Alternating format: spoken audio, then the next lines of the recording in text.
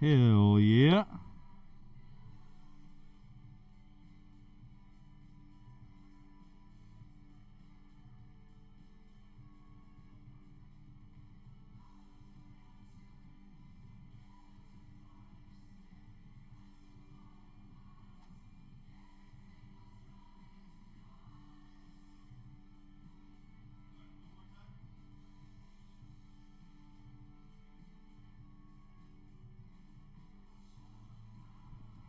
Check, check.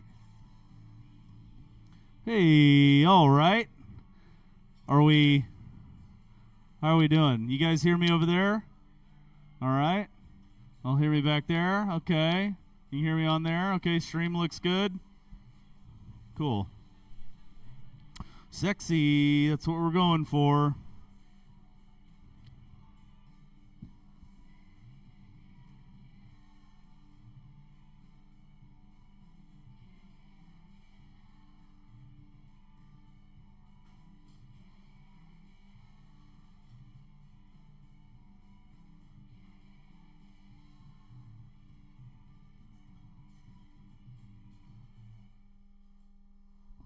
All right. Hey, Southside Cellar, how are we feeling tonight?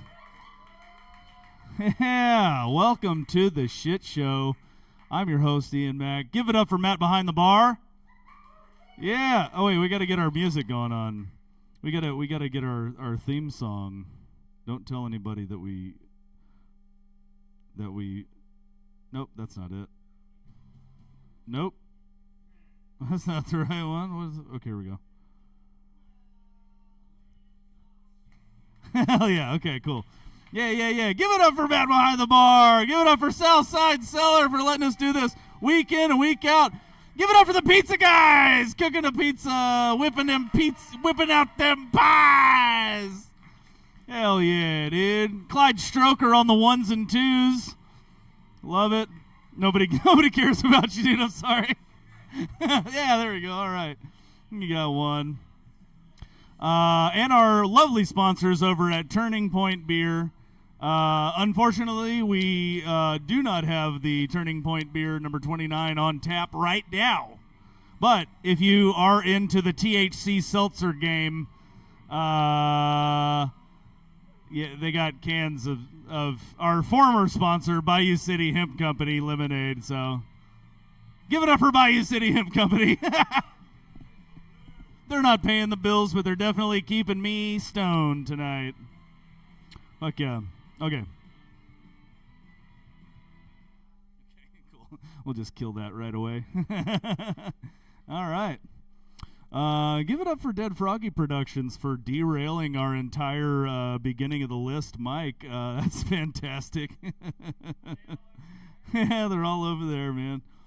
Thanks, guys. That was supposed to be a spillover. It was supposed to be from 11 to 2, but no! No! We'll start it at 6 p.m. instead!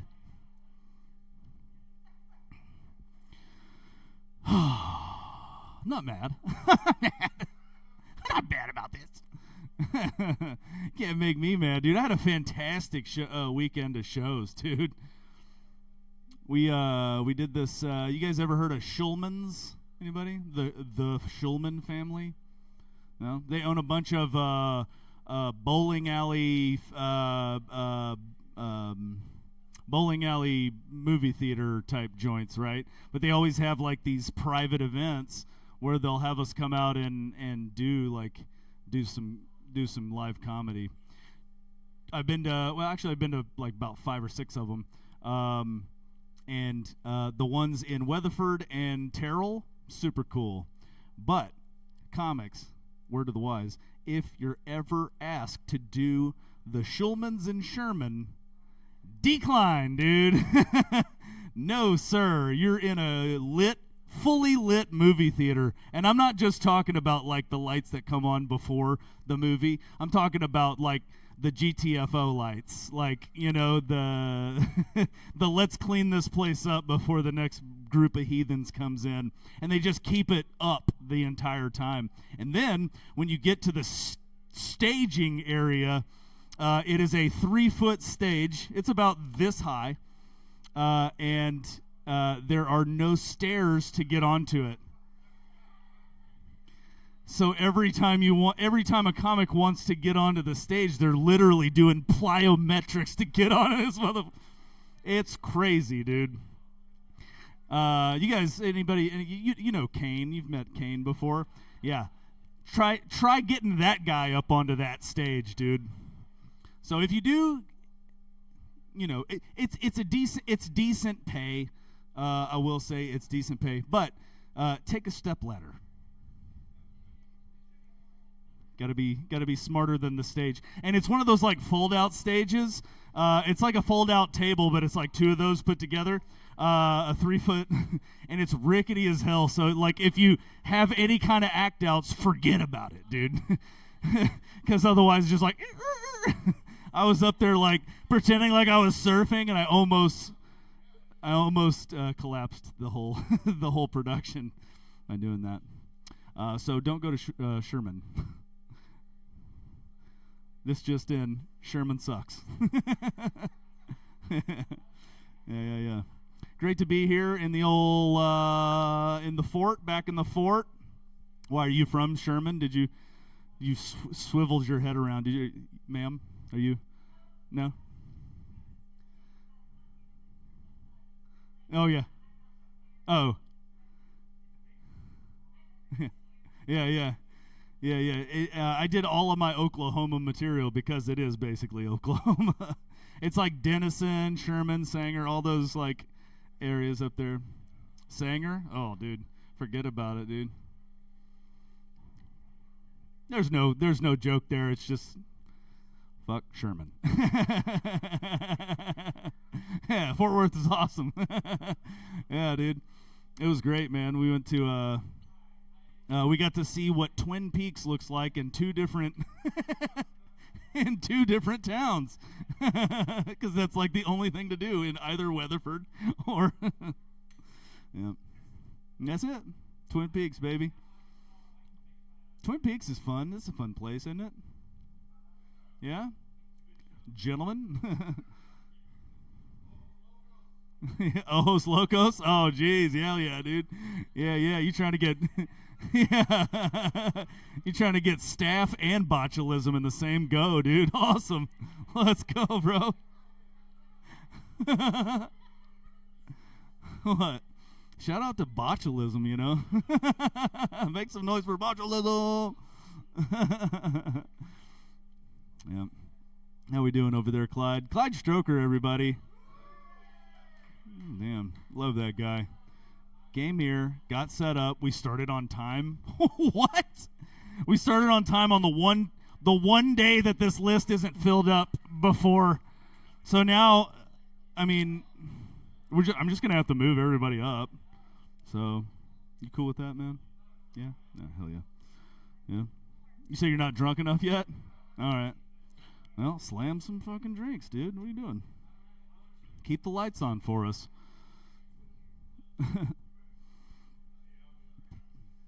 I have there's no easy transition into this, but I have a 4-year-old autistic son. Yeah, give it up for autism. Hell yeah. The other autistic dude in the building.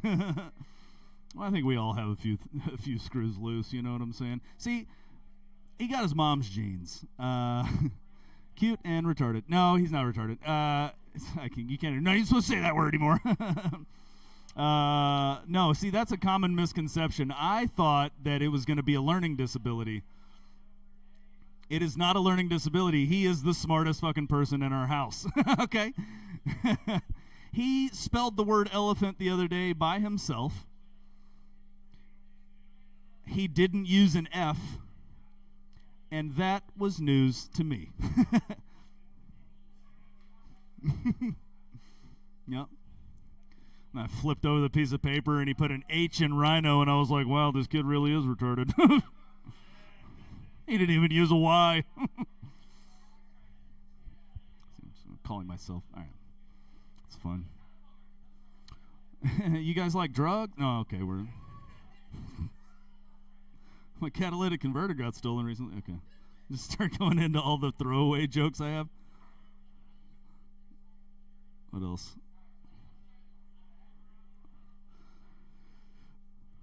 I like give it up for make some noise if you like drugs. Who doesn't, you know? Everything is drugs. It is true, man. Like it just depends on you know, the morality of it is does the government approve and can they tax it, right? Like we just got a ban on hemp, but I'm drinking a THC seltzer like right now. Smokable, but also like vapes, right? So flowers and vapes, smokable hemp. I don't get it, but you can still get gummies. Yeah, and they were worried about, like, the reason they banned it is because it was targeting children, and I'm like, what targets children better than gummy bears, dude? Candy and sodas. All right, I guess we're good. Jesus. Texas hemp laws are crazy. Texas, how can we do it, man? How can we let Oklahoma become cooler than us? They legalized weed 10 years ago. Did you know that? A decade ago they legalized weed. Ever since then, all my friends are like, dude, you got to go to Oklahoma. I'm like, nobody's ever said that. Dude, you got to go to Oklahoma. Better yet, the last time somebody said that, they called it the Trail of Tears. All right?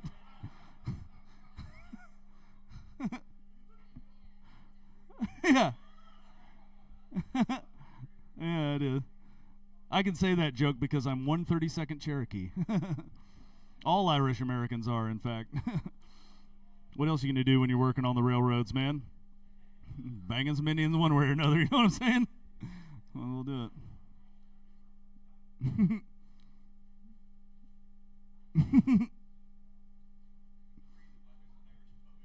it. Yeah, that's right. Yeah, dude. Yeah, man. There's an Irish pub in every town in America. The world? Okay. Nope. Never been to Tokyo, but I could assume that there's probably about 50 of them. Because we like the Asians. I don't know. Okay. I guess we're just gonna get this Oh wait, hang on. I got a few more. The one time we start early. I'm a contractor by day. All right. That's right. I can build anything that you can think of, except for a healthy relationship. Yep. Yeah, real fucking funny. No, I'm just kidding. This guy wearing a fucking Bush Light shirt. Get the fuck out of here, bro. Hell yeah. The U.S. Mint stopped making pennies. It just doesn't make sense. Bada bing. I'm an avid hiker and camper. But I also have severe depression, which means in my home I have a book with pictures of the most beautiful cliffs in the world. You get it? Okay. Yeah. It's there's a graph next to it. It's like height by beauty, you know? Like, will I die and will it be badass? Yeah. Yeah, man, you should sign up. No, okay. Well then shut up. No, I'm just kidding. Huh? Shut the fuck up? Yeah, okay. Yeah, I grew up in South Texas too. I grew up in South Texas. I went to high school, man, and I'll tell you what, I was a minority there. It was mostly Hispanic, mostly Latino. We called them Hispanics back then. You can't call them that anymore, I guess. I don't know. Wasn't it Latin X for a while? Then Latinos were like, "We're good, dude. take the fucking X out of that," because everybody kept saying Latinx. And they loved me so much down there. They really accepted me. They loved me so much they used to say I was cool as an arrow. That's all right. Some of you guys don't know fucking Spanish, and it shows. Hey, Jake. So I sent you that oh, you know what? How about number 11, dude? Which will actually be number 8. Put you down there. Cool. All right, man. Well, I guess we're going to wait for the other mic to end, and then we'll just kind of see what happens. There are 24 spots and then a standby position here. There are no more opening spots, and we're going to go ahead and get this next guy, your first comic of the evening up here. Present company excluded. Let's see. Ladies and... All right. Hey, one more time for Matt behind the gar. It's like fucking alligator gar. Matt behind the bar. Give it up for him. He's wonderful. Tip him all your money. You buy something, you get 5 minutes. You don't, you get 3. All right, sounds good. All right, your first comic of the evening, back by popular demand. I love this guy very much. Put your hands together for Ryan Gerard.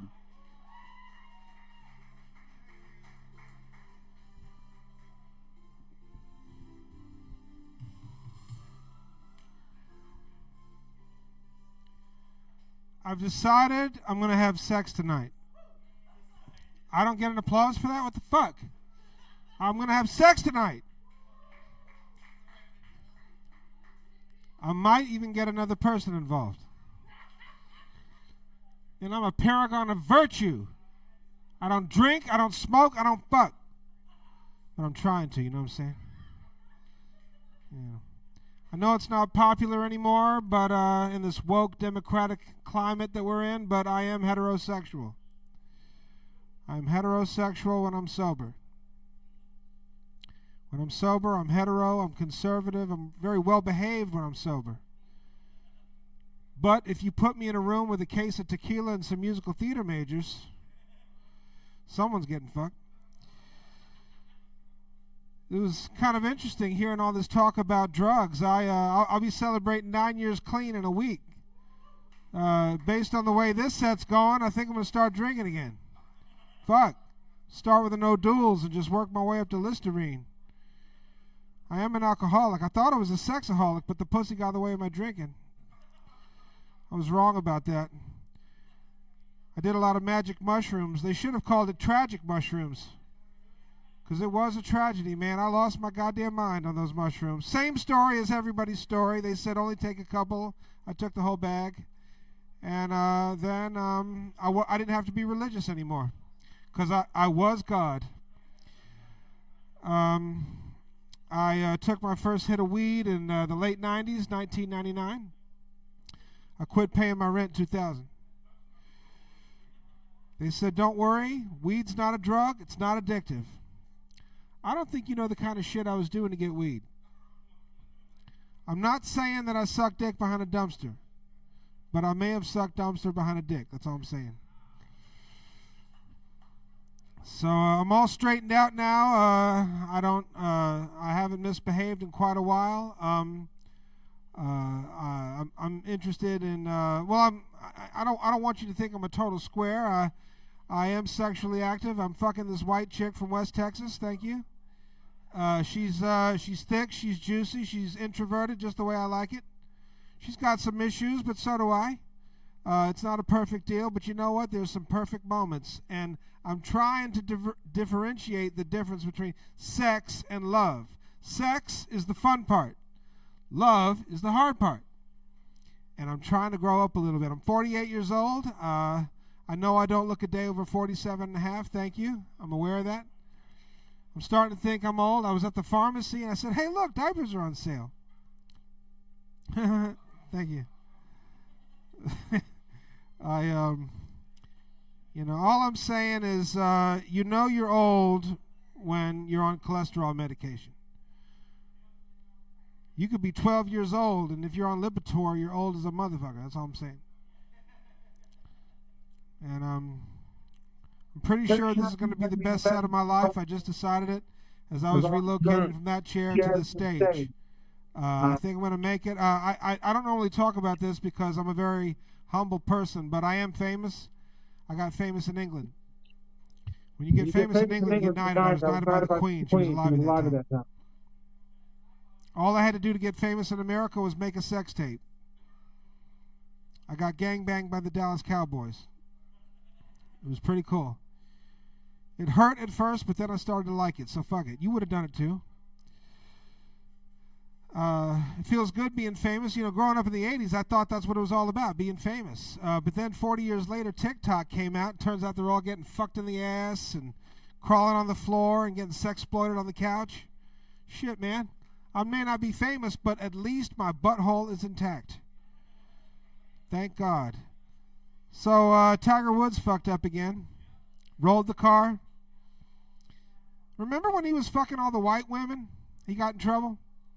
You don't remember when he was fucking all the white women? I'm talking to you, audience. What the fuck? He was fucking all the white women, and he did a press conference, and he said, look, I'm sorry, I'm getting counseling. And that was the end of the conference. Man, I fucked up for 20 years, but I wasn't famous. I wasn't an athlete. I wasn't good at nothing. But I wish I could have just held a press conference. Said, hey, sorry about that. I'm going to therapy tomorrow. Fuck you. Bill Cosby just had to pay out again. 88 years old. He's still paying out. He said the rape was consensual. Have you ever heard of consensual rape? How did that conversation go? Hey, Bill, what are we doing tonight? Well, I was thinking I could knock you out with a lewd and then fuck you while you were sleeping. Man, that sounds really good. In fact, I consent to that, Bill. So I got a is a bone to pick. I got to get my language right. I got a bone to pick with Michael Douglas. I think Michael Douglas is an asshole. He got throat cancer and he blamed it on eating pussy. He's been smoking cigarettes since 1971. He blamed it on the pussy. Fucking asshole. I tell you what, man, I used to look up to these people because I thought they were famous or they were cool, but man, I mean, did you see Timberlake, the video? He got pulled over, completely divorced from reality. I mean, I really thought that they had it going on because they were famous, but now I'm starting to think that maybe Southside Cellar, I'm the one who got the breaks.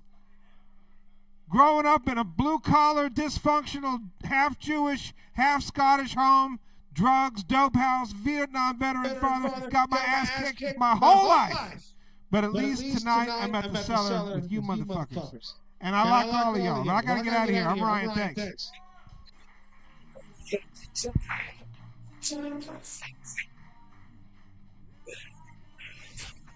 Ryan Gerard, everybody!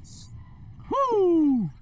Hell yeah, man. Love that guy. Speaking of people that we haven't seen in a while, but I love very much, we got another Ryan, back-to-back Ryans. This guy's paid regular over at Hyenas Comedy Club in Dallas and Fort Worth. Put your hands together for Ryan Perio!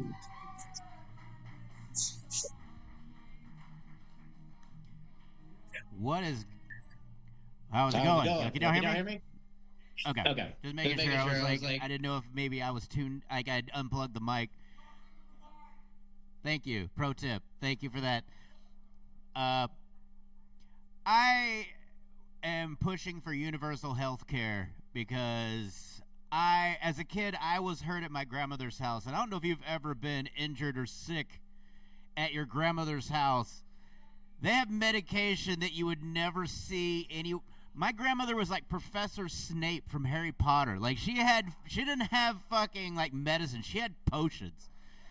Like my grandmother had a thing called black salve, and I don't even know if that's what it was called or she just called it that because that's what it looked like. I don't like because you couldn't see anything on the metal tube from 1917 from this. It's been handed down for generations. Get that shit away from me. I would rather die of an infection than risk that. And your parents are way more sympathetic. Like they try to soothe you when you're crying. Your grandparents like, stop crying. It's not even hurting. Like it's not even hurting. Like they just deny your pain. Like I'm bleeding. Like I'm having an emergency. They'll say shit like, I'll give you a reason to cry. I have one already. Thank you. I do. Like, there is a large cut on my hand. I have a reason to cry. I'd appreciate a little sympathy or something not called iodine to be put on my hand. Can you put something that actually heals rather than just burns? Maybe you just don't know what healing is. Like I had a cold at my grandmother's house, and she gave me Vicks Vapor Rub, but not like from a jar. Like, she had like one of those magazine cologne samples of Vicks Vapor Rub, because old people have 3 medications: shit they get for free, or her prescription, or it's something she was handed by her family. And so I got a magazine sample of Vicks Vapor Rub rubbed across my chest. I vowed never again to get, and they wonder why you don't visit. Yeah. You mean your torture home? Like I was going to use her life alert to call for help. I was like, help me. This bitch is trying to kill me. Also, I'm poor. I don't have health care. I don't know if you can tell by my weird body that. But when you don't have health care and you get sick, like, you have to go and buy bootleg medicine from like Kroger or like Walmart. Like, I got Kroger cough syrup. It only comes in 2 flavors, regular and menthol cigarette. And so I chose menthol cigarette because I don't want to know what plain medicine tastes like. And like, you don't get anything good at Kroger. You just get like this bootleg medicine that doesn't work. It just makes you feel like you wasted $3.50 of your hard-earned American dollars. Let's see what else I want to talk about.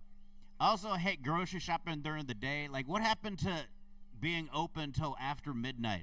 Like, I don't want to deal with the goddamn Spectrum internet people. Like, I'm just trying to buy groceries, and I'm in my 40s, and I have to buy adult diapers. So, that's... And fuck the people that make adult diapers. Why is there a human being wearing a diaper on the thing? You could just put the word diaper on the package. We're aware of what a diaper is. I don't need a man that looks sad. And, like, you can't hide that in your shopping cart. Like, I've just got to strategically go down aisles where people will not and just hope they don't see my basket. That is a definite self-checkout purchase. Also, with places like Condom Sense, what are you providing me as a standalone condom shop that Kroger's not? Not just stares of judgment as they open their safety condom deposit box, like under lock and key.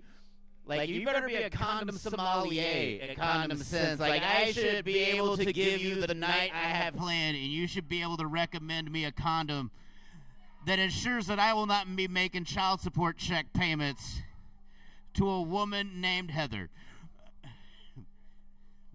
All right, last joke. I don't know if you guys can tell, I drink a lot, and I was bullied a lot in school. And so because of being bullied a lot, like, I drink a lot of bourbon and whiskey, mainly because the names on those seem like people that were bullies in high school. Like, Jack Daniels and Jim Beam were fucking bullies. Like, you can tell that these guys fucking stole your shit. They made their money investing the lunch money of the students they beat up in high school into their Fortune 500 company. You guys been awesome. Thank you guys again for coming out here to the shit show at Southside Cellar.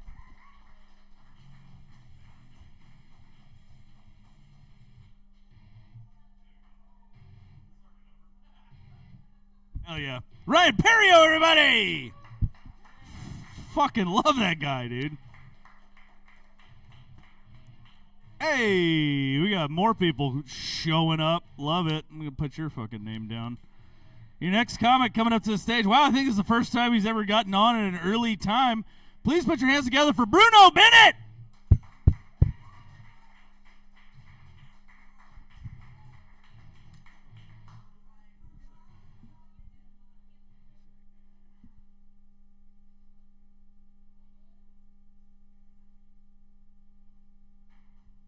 So my grandma died a couple of days ago. Yeah, we were pretty close. And then this morning, I watched the new Harry Potter trailer and found out that Severus Snape is a black guy now. So it's been a pretty shitty week overall, I would say. All right. No, I'm just kidding. I don't care about that. She was super old anyway, so it's no worries. Now, my grandma wouldn't like me saying racist jokes. So I'm not a racist person, I like to think, you know? Like, I'm even against slavery, despite my accent, you know? That's how not racist I am. I do have a problem with Abraham Lincoln, because he was a liar a bit. I don't know if you knew that, but he, even said he wasn't going to take away slaves. Do you know that? On the campaign trail, he was asked by a reporter twice in a row. He said, hey, are you going to take away slavery if you become president? And Lincoln said, no, I'm not going to do that. You're not going to take away people's slaves? Nope, not going to do it. Well, guess what? I had to mow my own lawn yesterday, so guess he's not the honest Abe we were told he was.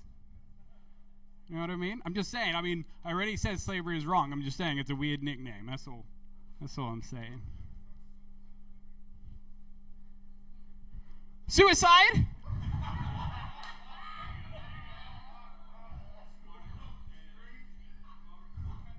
Yeah. I think suicide should be avoided if you can help it. I do. Even if you're sad, I don't think you should do it. Honestly. It's pretty grim. I looked up some stats. This is real. Just in America last year, there was over 1.5 million suicide attempts. It was really sad, yeah. 50,000 people of those were successful in that they killed themselves.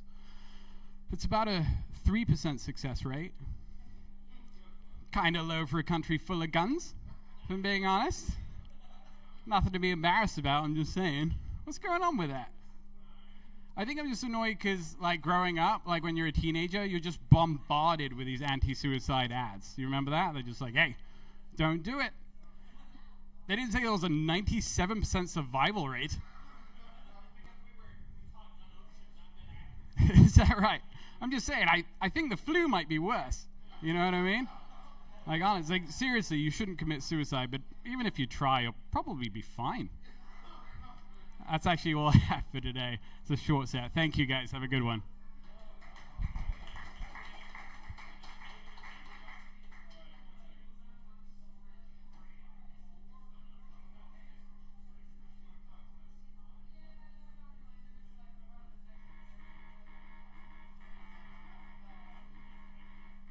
Bruno Bennett, everybody. Ooh, I've got to be careful with my voice. I think you know what that song means. That funky tune right there can only mean one thing. It's time for one of my favorite comics in the scene, currently and ever. Put your hands together for Carrie Cool Trip.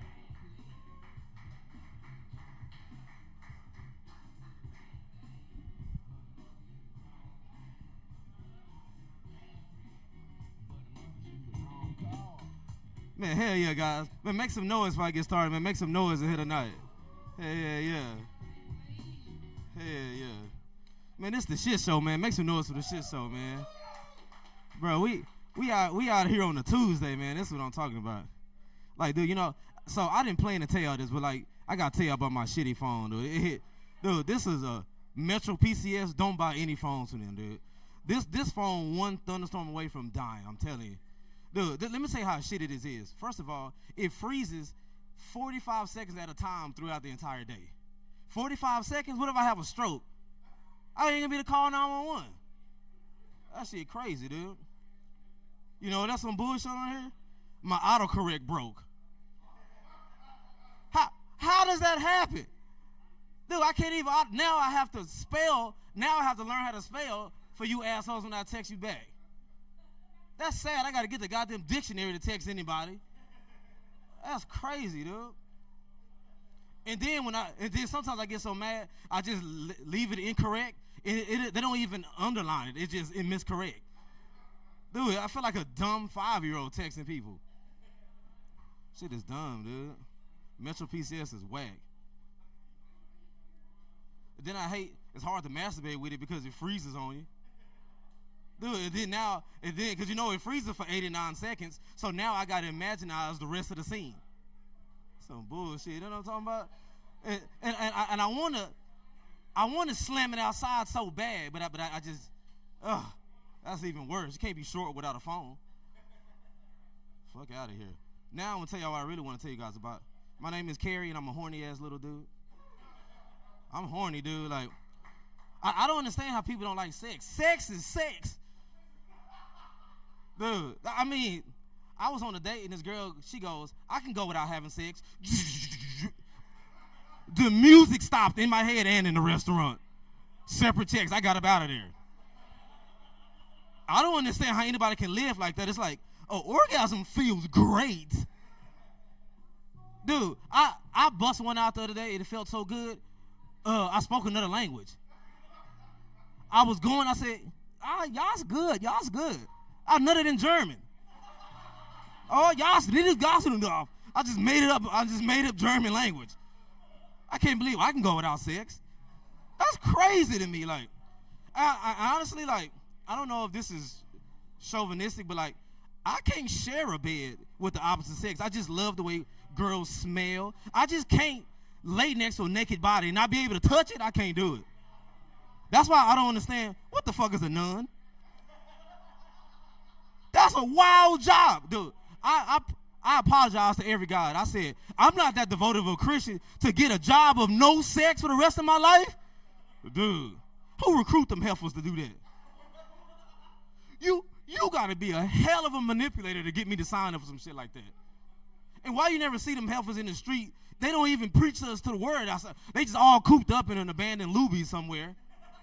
The fuck are they doing in there? Dude, like, I like stimulation. I make myself sneeze on purpose. That's how horny I am. When a sneeze is the orgasm. Dude, you dopamine. I'm like, oh, shit. Bro, I'm so loopy and shit. Make yourself sneeze. Eat some cinnamon, boy. Dude, cinnamon, that's the best orgasm, dude. I sneezed so hard the other night, I shat myself. You know how sad it is to shit on your own self in your own house. You got to take a shower. It was the saddest walking shame from the bed to the tub. The saddest 8 feet. Oh shit, man.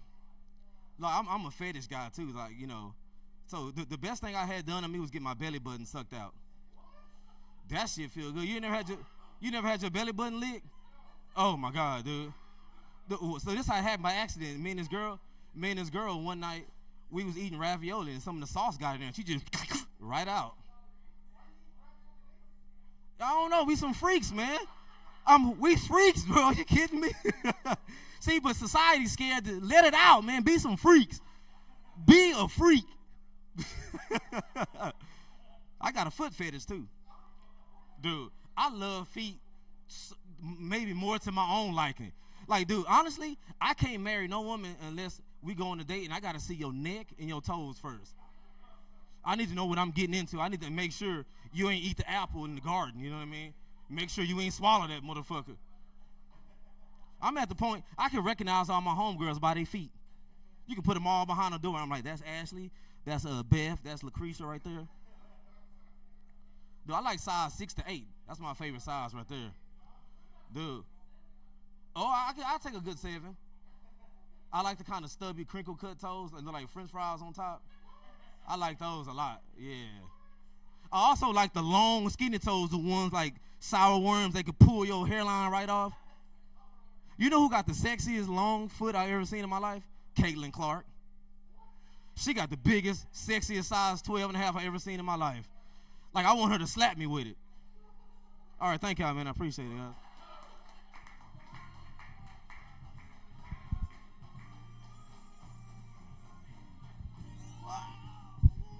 Get it on. One more time for Kerry Cool Trip, everybody. God damn, I love that guy. Oh, speaking of people that I love, there's been a lot of homosexuality going on between me and these comics, but I do love these people very much. And this next guy is no different. He is our producer extraordinaire. Y'all put your hands together for Clyde Stoker! Yo, shit show! Southside Cellar. Love you guys. This music gets you in trouble, dog. Like, you know, I've been in a relationship for a long time, so it is funny. Like, you know, you have 2 kids, and you've already, you know, carrying the weight of that, but you're also like, you know, I'll roll the dice on another. But it is bad timing. It is bad timing. I do feel good. It is funny. We didn't mean to name my. Funny thing is, my daughter. Her name is. We call her Meatball. That's her name, and you know what's funny is her family. She is white as the driven snow, but she is half black, and I know this because I saw her come out of a black woman, and that's the only thing I know. Because it's so funny because like her great grandmother at the time was like, before she started talking, was like, we got to stop calling her Meatball. We got to start calling her Mallory. She's going to get confused and think her name is Meatball. And I said, first off, Mallory is her slave name. The white man gave her that name.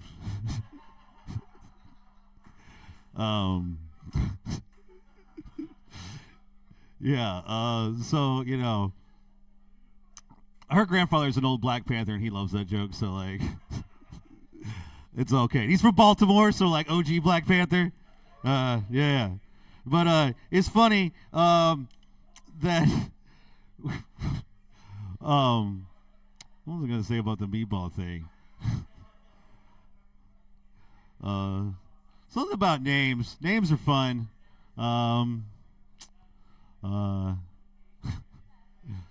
Yeah, I've lost my train of thought thinking about that. I had a whole thing about names. Oh, yeah, her name being Mallory, I thought it was really good timing because she was born right before the pandemic, and Mallory literally means unfortunate one. And it's like really funny because unfortunately I found myself explaining to a toddler like a year and a half later how a seesaw works in the middle of a pandemic. Yeah, it's funny though. You're sitting there like just, yeah, so usually there's another kid on the side of this. And you'd go up and down. Like, I know you're just sitting there, but they're a lot of fun.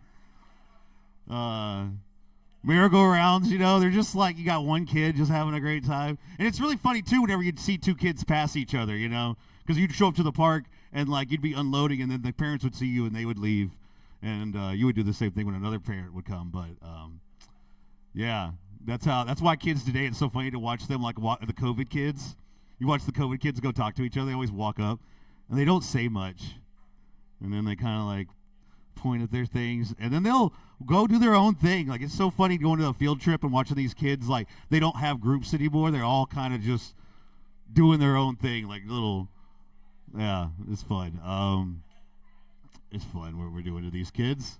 Then we named my son, and I didn't know this until after we'd already named him. It had been a little while, but we named him Maddox, and Maddox means fortunate one. I love my little guy, dude. My little boy. Also, he's loved a lot in her family because her family is a lot of women, bro, even on both sides. And they have more guys on her dad's side, but on her mom's side, all the women, it's all women, and they rarely have boys. And it's so whenever this one was born, he's been given the good treatment. But it's really funny because like they have these white ginger babies around black people. It's always funny when they like my daughter the other day was saying something, and we were doing something about a Black History Month thing, and it was like talking about how this is important, and she was like, well, I'm not black. And her mother looked at me and she's like, who's gonna tell her? So yeah. One thing that I do appreciate about having a multicultural family is her family is from New Orleans, and they're, you know, Creole, and they cook and they make rice before they know what they're going to have for dinner type family. That's just the way Cajuns do it. They're like, we're going to have dinner, let's start the rice, you know. And they have a lot of homeopathic stuff and stuff they grow in their garden and recipes and whatnot, and it's really cool. And I was trying to explain to them one time with my daughter, you know, like, hey, you know, white ginger kids, we only have like so long in the sun before we just burn up to a crisp. They're like, oh, it's okay, don't worry about it, you know. And I'm like, it's pretty crazy. Well, guess what? The outside, lo and behold, got a sunburn. And I was like, oh, no, it's the first sunburn. I'm upset, a little bit. And they're like, baby, don't worry. We got, remedy for this, medicine for that. The swamp will provide. And I felt really, because every time they get sick, they take care of them. And I think that's one thing we need more in this world. Less big pharma and more big mama. So, just saying, get yourself a big mama in your life and hold them close. They'll be there for you. All right, guys, that's my time. I love you. Remember, it's better to be on a watch list than the list.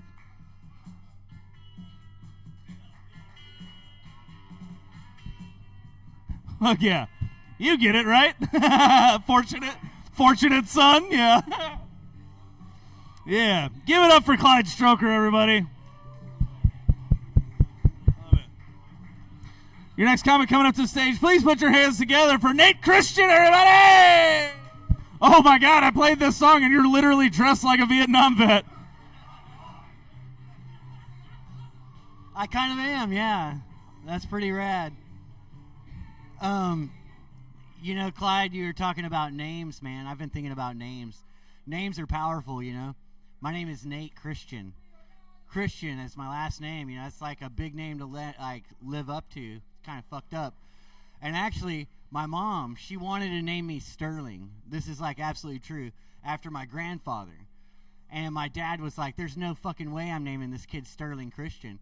If he had done that, think about that. I would probably be running a mega church right now, telling you all no, I swear to God, we need a racquetball court to minister the Lord. That's what I would have been doing.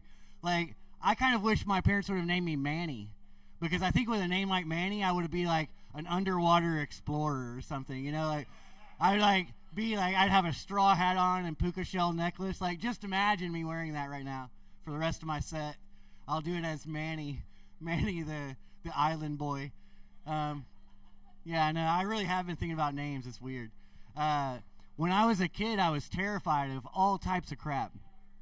Literally, I was scared of all the normal stuff, but then really weird shit, too. There was a show I used to watch growing up. It was called Rescue 911, and it would have, the most fucked up 911 calls, and they would do reenactments of it. And it was a kid would be on a swing set, and his dad would be, mowing the yard. Well, that kid's about to jump over there, and his whole leg's going under. And then they would use, a blood cannon, shoot, 200 gallons of blood out, and this kid's I was terrified of lawnmowers as a kid. Isn't that weird? Heck yeah, it was, man. Fucking weird. I was also terrified of, standing in the middle of a room.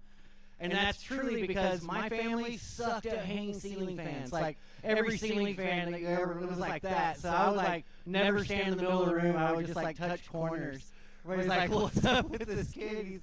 I was autistic before they thought autism was cool, But I really was. I was terrified of all types of weird shit. I was, as a little kid, terrified of being, wrongfully incarcerated. Isn't that, totally? I was, my parents would, go somewhere, and I would, go and hold my sister's hand, to have an alibi. You're sticking with me, I need a trustworthy person to say where I was. Even as a kid, I would do this weird thing where I would burn candles, and I would, put the hot candle wax on my fingertips so I didn't have any fingerprints. And I would walk around the house, and I would touch stuff, and then I would, pour baby powder and dust for fingerprints. I was training as a forensic scientist, not to stop crimes, but just so that I left zero DNA. I was like Ethan Hawke in Gattaca, just scrubbing all my face before I left the house. It was nuts. I really was terrified of everything. Now, what I'm terrified of? I dated this chick, and she had a weird fetish. Her fetish was to get guys to do stuff that was uncomfortable for them. And I thought, sexual stuff, and I'm open to anything. I've got a safe word, as long as you don't want to urinate or poop planned. Accidents happen, we'll forgive that, but if you're planning it, that's fucked up, so I don't do that. But anything else is on the table. We'll give it a shot, And that kind of made her sad, because she wanted to always push the limits. And then So I would pretend like, oh, I don't like anybody fooling around with me in the shower while I'm listening to Sade. And sure enough, she'd get in there, like it would turn her on. Like I would pretend to be a really religious guy and be like, I'm going to sleep. I sure hope a succubus doesn't come in here and give me demon head tonight. And then sure enough, she'd come in there, it was pretty rad. But then like we got engaged and that got really uncomfortable. I was like, holy shit. And then she was always turned on and I was like, oh, am I going to marry this chick just because like, oh man, it was so weird. And then she started talking about kids and I got so uncomfortable. And she was like, oh, sir, turned on. Like, it was the craziest thing. Like, we broke up in the midst of, like, a sexual frenzy. Like, I just couldn't handle it anymore. I couldn't get married. I'm, like, so freaked out about stuff like that. I've been engaged twice and never married. It's pretty rad. And I live with a girl now. We've been together for 15 years. Not married. Not married. She is a fucking girlfriend. That's all. Like, her family knows. I went to her brother's wedding, like her younger brother's wedding the other day, and they were all like, oh my gosh, it's been so long. They've been together 3 years, and I'm standing over there just like, yep, half glazed over. They all know I smoke weed, and they don't care. I'm the guy that they really don't want on the leash. You know what I mean? Like, it's all good if we just keep things separate but equal in our house. It is. It's a segregation joke, but that's it. She segregates me to the back room sometimes if I'm a bad guy, I don't know. It's kind of sucky. I really do like relationships, though. Oh, my time's up. I went over last week, so I'll stop right there. Thanks, guys. I love the cellar.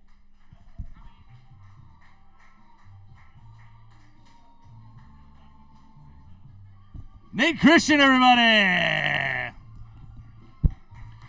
Woo! That's live. The people say you're riding high in April, shot down in May.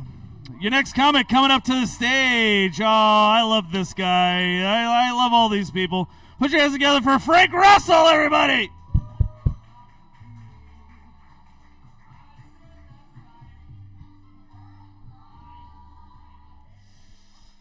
Good evening.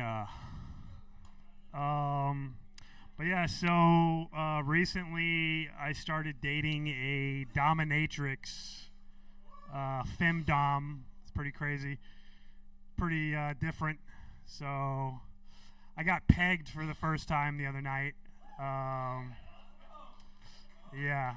For all you decent human beings out there that don't know what that is, I mean, it's when a woman fucks you in the ass with a strap on. Surprisingly, though, it actually didn't hurt that bad. I didn't even feel it, really, because after I've been getting fucked for so long by the IRS, it was just like, it's like nothing. But anyway, speaking of taxes, does everybody do their taxes? Tomorrow's the last day. Yeah, I haven't done mine yet. I still haven't done my taxes from the previous year. But, you got to make sure, do your duty, okay, pay your taxes, even if you owe money. I know it sucks, but that golden ballroom is not going to pay for itself, so it's very important, all right? Your children's health care can wait just a little longer. We need to make sure we deal with the important stuff. Don't want to get in the way of bombing children. We need to make sure we pay for that before we deal with everything else. But, yeah, it's just crazy. The inflation, the gas prices. It's like $4 a gallon for gas. I mean, I was going to go to the strip club the other night, but it was like, bro, $4 a gallon for gas. Fuck. I mean, it's just like you got to be rich to have a good time these days. It's like, I guess I'm just going to walk to the strip club next time. I mean, so speaking of strip clubs, I've been hanging out with a lot of black people lately. I was pointing. But yeah, I mean, it's just like ever since I started collecting unemployment, my white friends just start vibing with me, you know? I got to hang out with people that understand me a little more, you know? Like, I tell my white friends that I'm on unemployment. I don't have to work. It's freaking awesome. They're, like, giving me weird looks. They don't want to hang out with me. But, you know, black people, they get me, you know? It's like you won the lottery, bro. I mean, they understand. Like, I have no shame. I need some of that money back. I've been paying taxes. But yeah, I mean, one thing though, to have to get used to, big difference that I've had to get used to hanging out with my black friends. It's a lot different than hanging out with my white friends is, you know, when we're singing along to a rap song, I can't say the N-word, so I had to come up with something else. So, you know, just when that happens in the song, I just say cracker instead, you know, because that would be like the equivalent for my people. So, you know, I just be like, "What's up, my cracker?" You know, I just replace it with my own version. But anyways, it's getting crazy out there in the world. It's really starting to feel like we're living in the end times. And yeah, I know everyone likes to make fun of those people that buy up all the toilet paper and everything, but I guarantee you when the apocalypse hits, everyone's going to shit themselves. So I want to make sure you have plenty of toilet paper. All right, I think that's all I got for tonight. Thank you.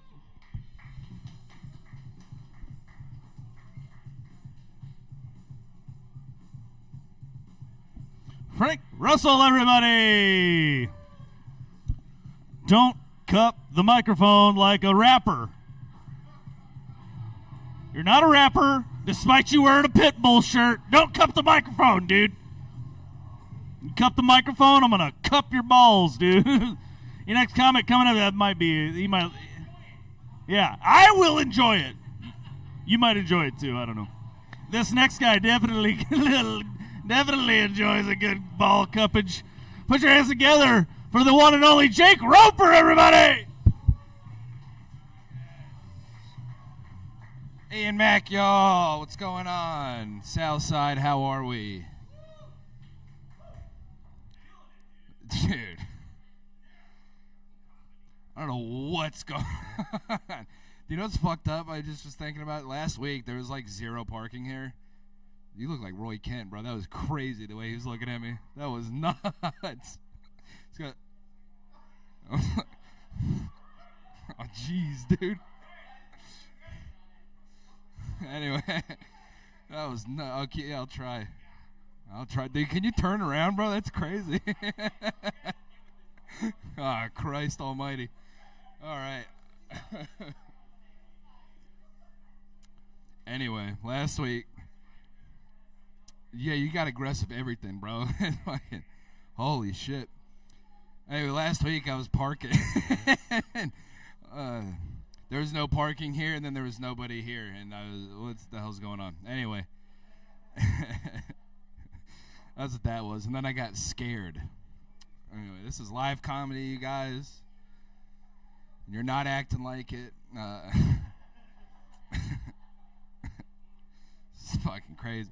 I was driving here from somewhere different than I'm used to, so I put in on the GPS on my phone. And you ever put it on the GPS on your phone and it gives you the distance in like kilometers? And you're like, did my phone just fucking call me gay, dude? What the hell?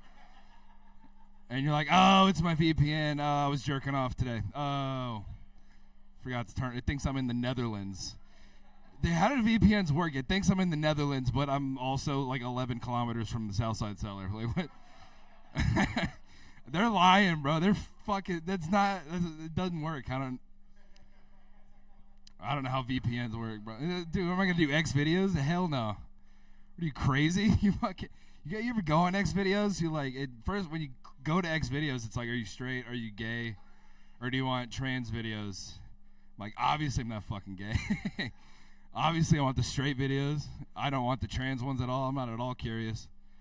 And So you click straight, and then you go down like a page and a half, and it's just the gayest porn you've ever seen. And you're like, dude, this almost ruins it.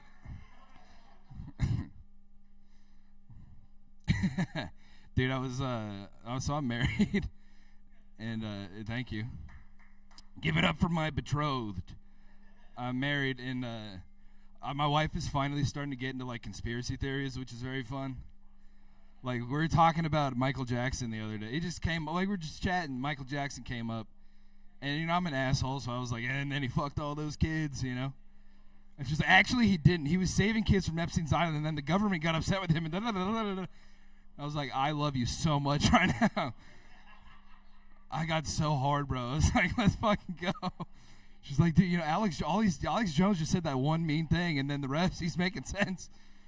All right, dude, you guys, whatever. Alex Jones called 9/11 before it happened.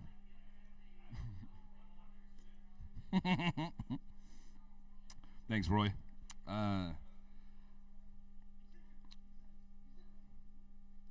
Roy can't. I've been watching that show. That's a nice show. Ted Lasso. Should check it out. Huh? You can't watch TV? What does that have to do with it? Oh, you're not allowed? You don't get your diploma. You're not allowed to watch TV, and that's final. All right, yeah. I understand. That's funny because that show takes place in London. How about that? This guy acts like he doesn't. Dude, this guy's seen the fucking show. This guy went to Cambridge, bro. Get the fuck out of here. Not educated. All right, fair enough. I took a nap before I came here. I hate sleeping, I hate it, dude. It's that people like, oh, it's good for you. All right, so it's like broccoli, but I'd rather have chocolate cake.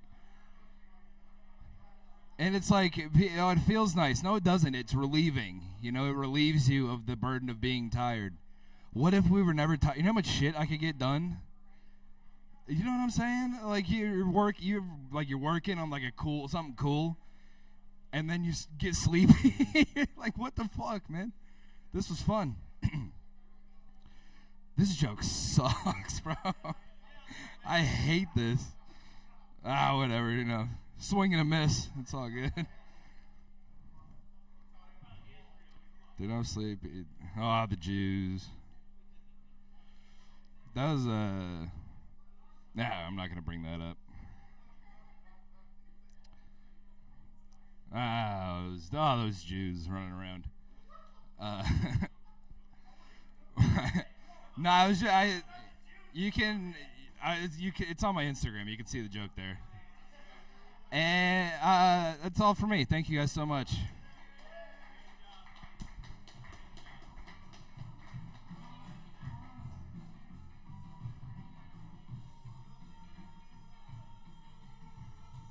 Oh, yeah.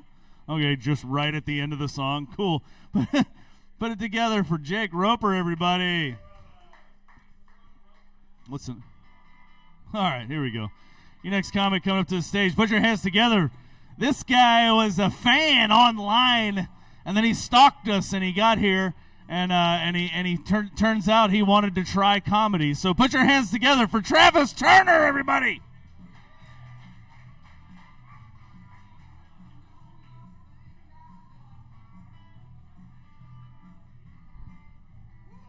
Give it up for Ian and Clyde, everybody. Southside, what's going on? Ian started off talking about drugs, and I gave the woo like everybody did. I honestly had the worst experience with drugs, but you know what they say, if first you don't succeed, try again, exactly. Now I love them. Anyway,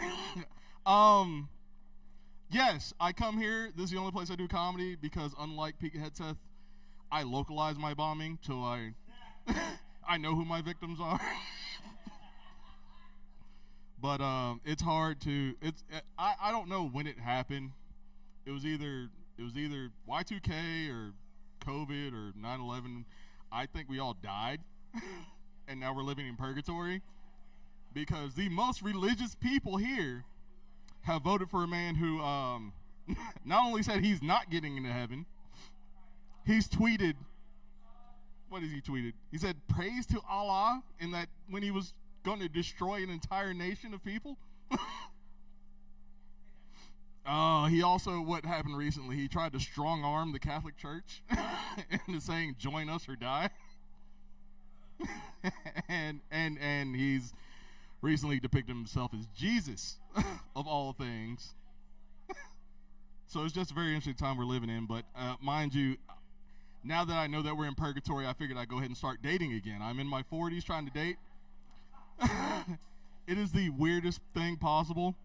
Oh, wow. My time, I got extra minutes. No. no. But I've tried it, and dating's hard now in this new era, because now you got to do like online dating.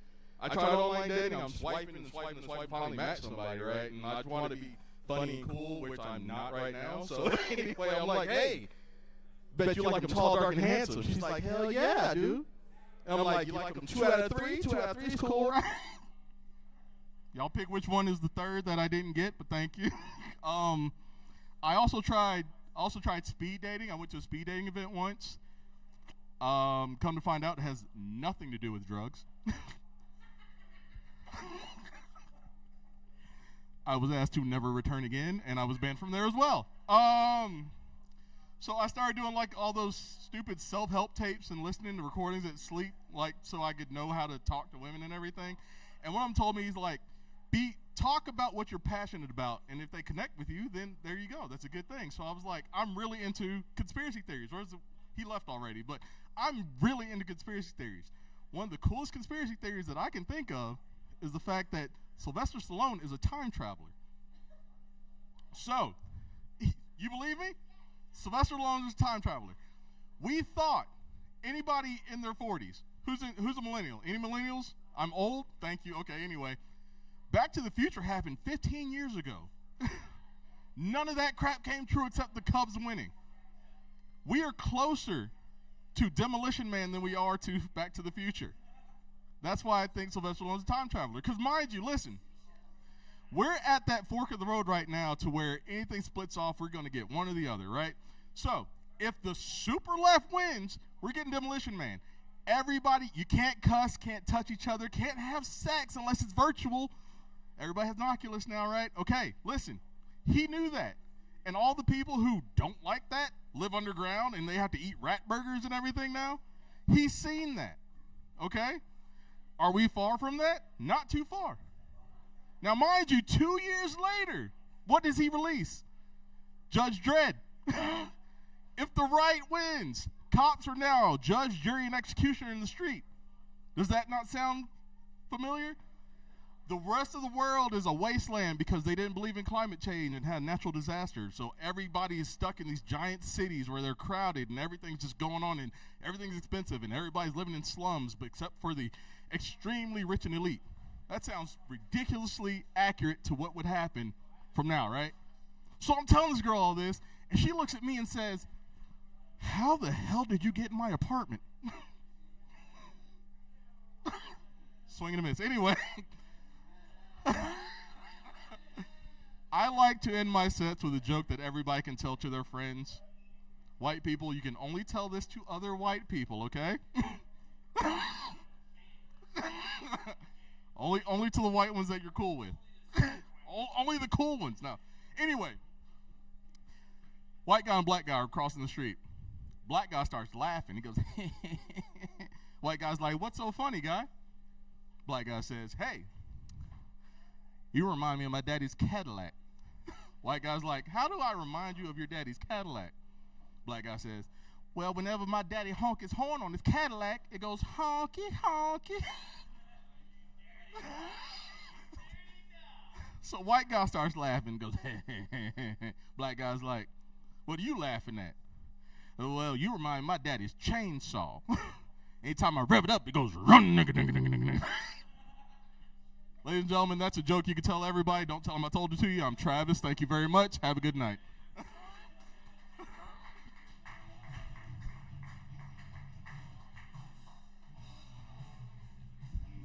Hell yeah, dude. Travis Turner, everybody. Oh, mother. Let's see. All right, hang on. This is close to Jim Morrison's voice. We're going to go ahead and get your next comic up. Y'all put your hands together for this guy. He's a real son of a gun, and we love him. Put your hands together for Nick Curry.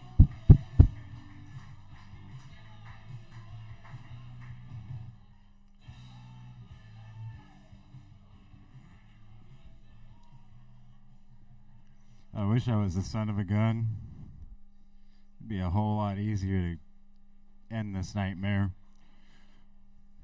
How's it going? That's cool. That's cool. So, murder is more forgivable than rape.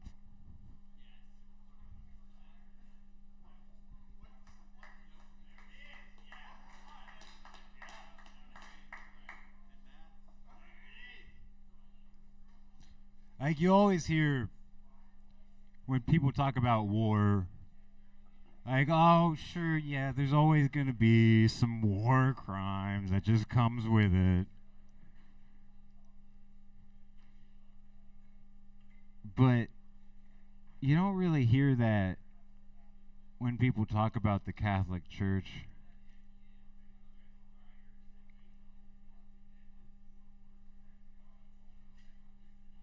I mean, like, we don't have to get uncomfortable. It's just, that's just a fact. Like, if you're gonna have organized religion, you gotta accept that there's gonna be a little bit of pedophilia.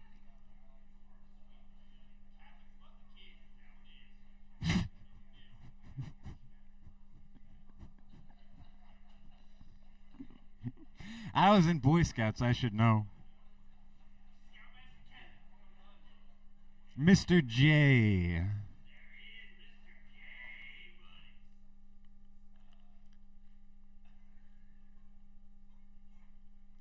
But, like, I would still rather be raped than murdered.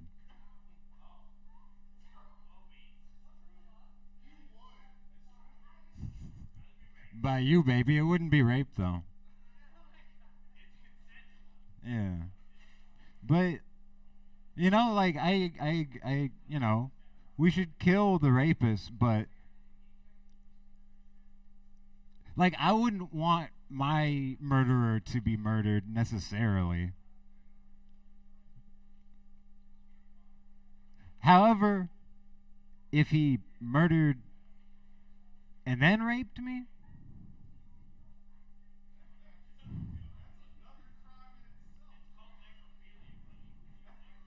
I know what it's called.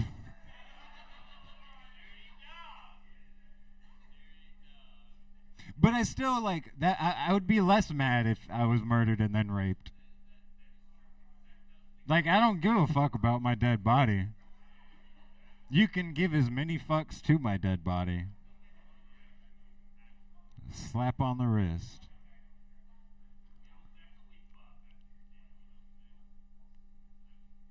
I wonder if the penis does the what do you call it? Yeah, do cocks go rigor mortis style? I kind of don't think so. No, because it's muscles, right? The penis is not a muscle. Yeah, you can flex it, but so what else have I been thinking about besides necrophilia? Me and my woman have been working towards the common goal of helping her achieve her first orgasm. And it finally happened. Twice. But I was half asleep for it. It was like, you know, first thing in the morning, and I was giving her head like a good boyfriend does. Excuse me? Pussy is amazing. Brings me. So like I was vaguely aware of her legs shaking around my head, which was probably part of what was lulling me to sleep. And then I feel them stop. And I came out of a dream where her and I were sharing tangerines, but I knew that wasn't right because she does not like tangerines, and all I got was, Nick, are you fucking sleeping? I just came twice. So the moral of the story is give head, gentlemen. Eat some pussy, guys.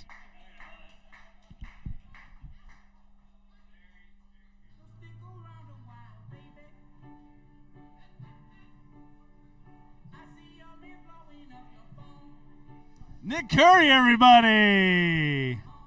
Y'all remember Froggy Fresh?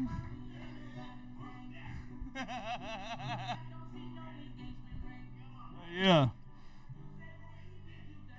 So what's the harm in flirting, baby? Cause your boyfriend's a bitch, he ain't shit, he gets sucked on my dick. I ain't with all that shit. Why he do you like this? Yeah, I'm fucking around with them hoes. Your next comic coming up to the stage. This guy was just on Kill Tony. We're doing a watching party. It's actually not next week. It's the following week because next week is the WrestleMania thing or whatever. But this guy went on to Kill Tony, represented Fort Worth, got a big joke book, came back a fucking champion. Put your hands together for Steven Taco!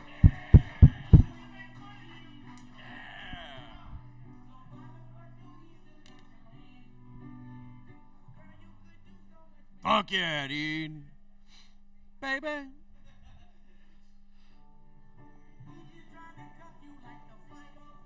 Oh, yeah, you cut that shit. Dude, you know what's funny, dude? How many girls I've heard that song to, I'm like, yeah, your boyfriend is a bitch. If that was me, I'd treat you so much better. And then I start dating girls and I don't treat them any better. There's other dudes that see me and they think that song. All right, no, I'm just fucking around. Hey, you know what's cool? I do got a cool ass girlfriend though. She bought me the shirt. Hell yeah, because of my Dr. Pepper baby song. Yeah, she's like, hey, I got you, dude. She's half black and way cooler than you, dude. So there's that. She blows me and you don't. So pretty cool of her, dude. Pretty cool. What'd you say? Got you, dude. This dude's fucking awesome, dude. Has he been like this all night? I fucking love him, dude. Fuck yeah. Don't ever change, dog. Holy fuck. Who hired this guy, dude? What the fuck? That's awesome, dude. I'm tripping on acid right now, dude. You cannot be any cooler to me right now, dude. Yeah, dude, I walked up, saw his face, was like, there's no way his face really looks like that, dude. What the fuck? This acid's way better than I thought it was, dude. Hell yeah, dude. This is nothing like I thought my set was gonna go. All right, cool. I'm a beekeeper. Yeah, dude. I got... Yeah, dude, they are endangered, and I got a bunch of honey over there if you want to buy some. $20 a jar. Cool thing about bees, I didn't know this about bees until I started keeping them, that not all bees make honey. Yeah, I did not know that. So I raised the European Western honeybee, right? Makes a lot of honey. Then there's the Africanized killer bees. They make crack cocaine. Did not know that. And that's racist. I didn't write that joke. My bees did. My bees are very racist. Yeah, dude, my bees in the trap. That is true. Bees are cool, though, dude. Bees they're like the perfect form of communism, right? They are. They're just like the Chinese. So they're like all hive-minded.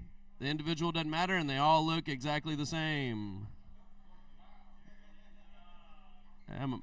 That's racist, dude. I told my bees not to write these jokes. I was like, dude, these are racist jokes. You shouldn't say these. And the bees went, bzz, bzz, bzz, bzz, bzz.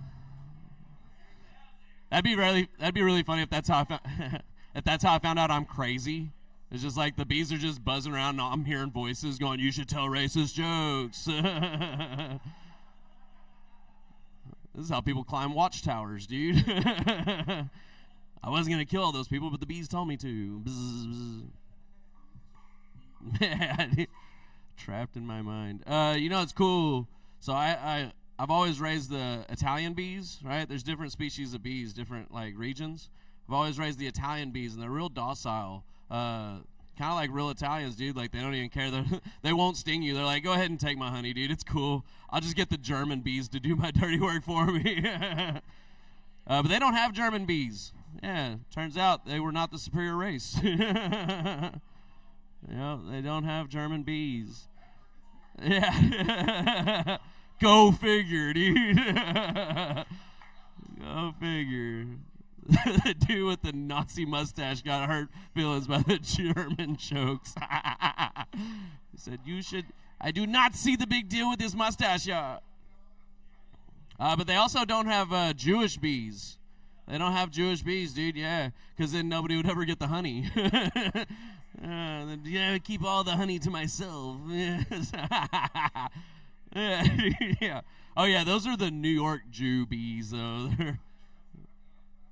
It's very funny, dude. They even they're taking over everything, dude. Even the fucking beehives. Yeah. No, but I got Russian bees right now. So like I've always had the Italian bees, but they always like die off in the wintertime, right? So I was like, this is real deal. I was like, what species of bees will last throughout the wintertime? Because here in Texas we have such horrible winters. I don't know what I was thinking, right? But I was like, I need a bee that's gonna last all winter. And they're like, the Russian bees. I was like, dope. So I got a bunch of Russian bees, and I'm getting stung left and right. These are the most aggressive fucking bees I've ever fucking dealt with in my life. And so I was curious. I'm like, why are they so fucking aggressive? So I popped open the hive and found a bottle of vodka in there. I was like, oh, a bunch of fucking drunk fucking Russian bees. All right. Pretty silly. Pretty silly. What else for you guys? How much time do I got left? Oh, dude, there's a clock right there. I'm retarded. All right, bet. Dr. Pepper, baby, it's good and nice. Do-do-do. That bitch changed my life. I'm going to tell y'all why. That's why I'm wearing this shirt. That woman woke up that morning, and that jingle was in her head, right? And she could have done two things, right? She could have done what most people do in that situation and been like, oh, that's a cute jingle, and go about her life, and nothing would have changed. But instead, she goes, you know what? Fuck it. I'm going to shoot my shot. Pulled out her phone and said, hey, Dr. Pepper, I got a cute little jingle for you. If y'all like it, get at me. If not, go fuck yourself. She didn't say those words exactly, but Dr. Pepper, baby, is good and nice. Do-do-do. And that shit went viral, and Dr. Pepper bought that shit from her for like $2 million and played that shit at the Super Bowl as a Super Bowl commercial. Changed her life overnight. So now anytime I see opportunity come my way, it don't matter what it is. All I hear in my head is, Dr. Pepper, baby, is good and nice. Do-do-do. So I'm at my probation class, right? I'm on felony probation right now. Yeah, dude. I know, right? Trust me, if you knew me before. So there's this girl, though, this fine-ass half-black chick that she did not belong in there. Well, she was at least half surprised. But it was going to be her last day. Her very last day. She was going to up and leave, and I was never going to see her again, dude. So all I heard was like, dude, shut the fuck up, dude. God damn, how's nobody fucking hit this dude yet, dude? All right, bet. All right, you guys, that's my time, dude. Thank y'all. Fuck this guy.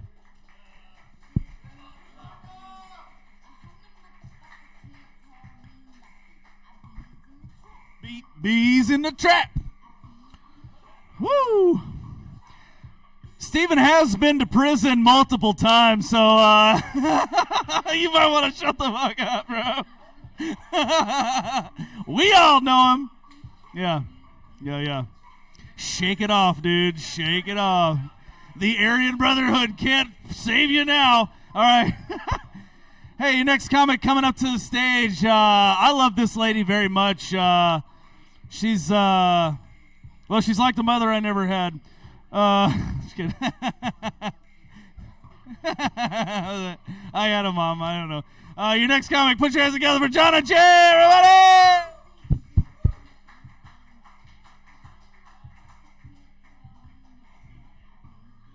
Ian Mack, everybody. Ian Mack. Keep it going for Ian Mack.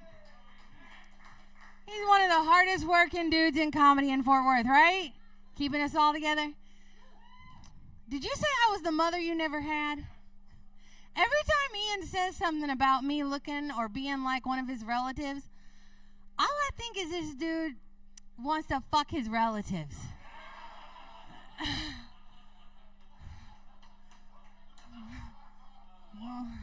I'm like, okay, Ian.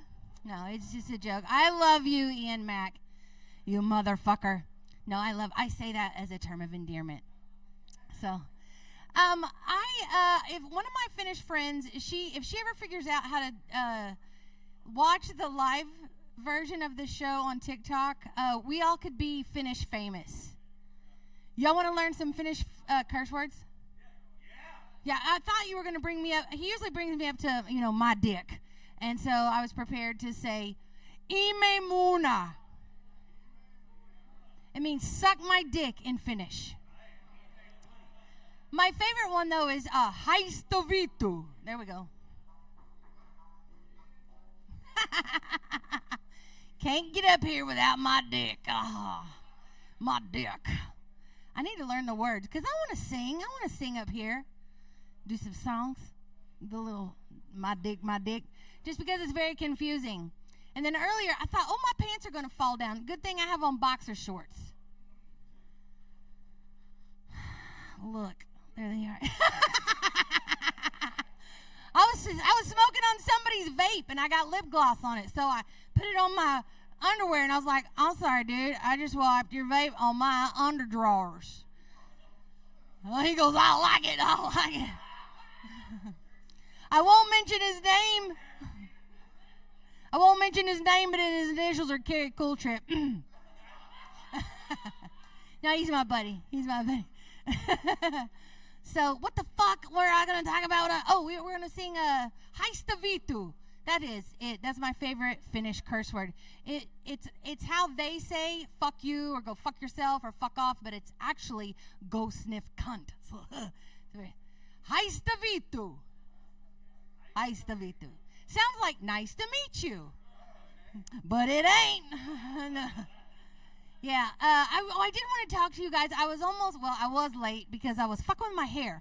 My hair is short. It's very hard to fix your hair so you don't look like a homeless person and not look like a boy or just a racist white lady. Because I feel like anytime I walk into any sort of establishment, they're like, we're sorry. We're sorry.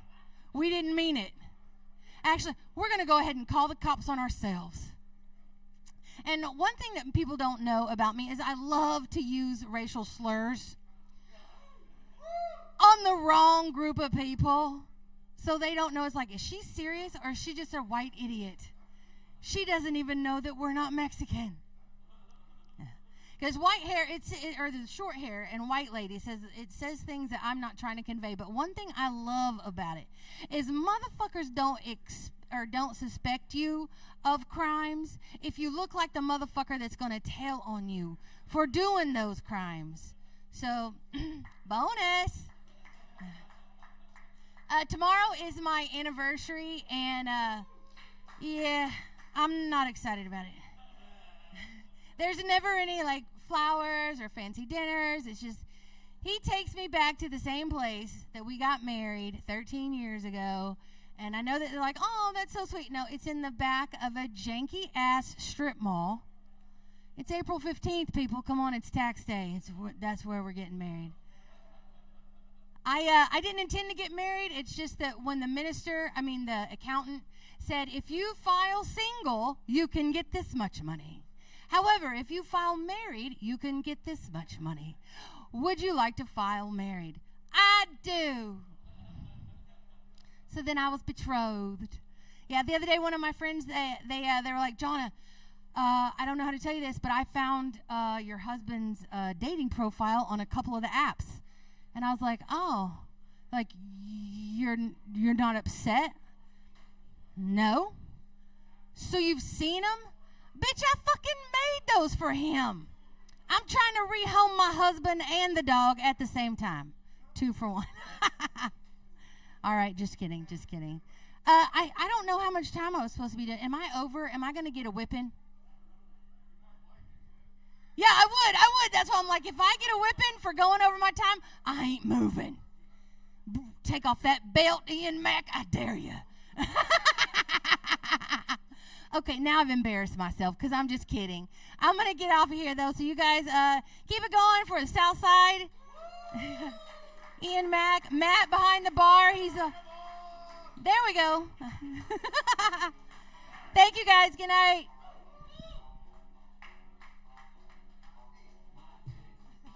Late night fee. Yo, Dick. Got the HIV. Hey, Jonna J, everybody.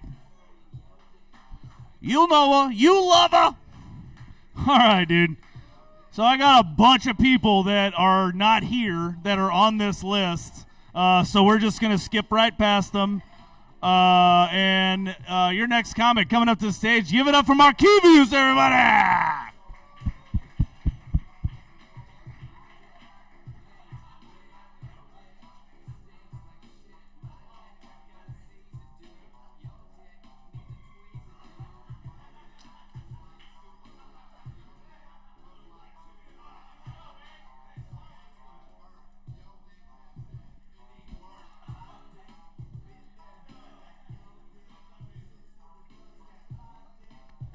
Woo! Yeah. Most definitely just throw some pizza. Yeah. Black activities every day. Yeah. Oh my God, that pizza was delicious though. I can't even lie. That's a shout out to that pizza guy back there. Hey, that was some good pizza, my guy. That's a shout out to that, bro. Shout out to the people who stole it from. Thank you, guys.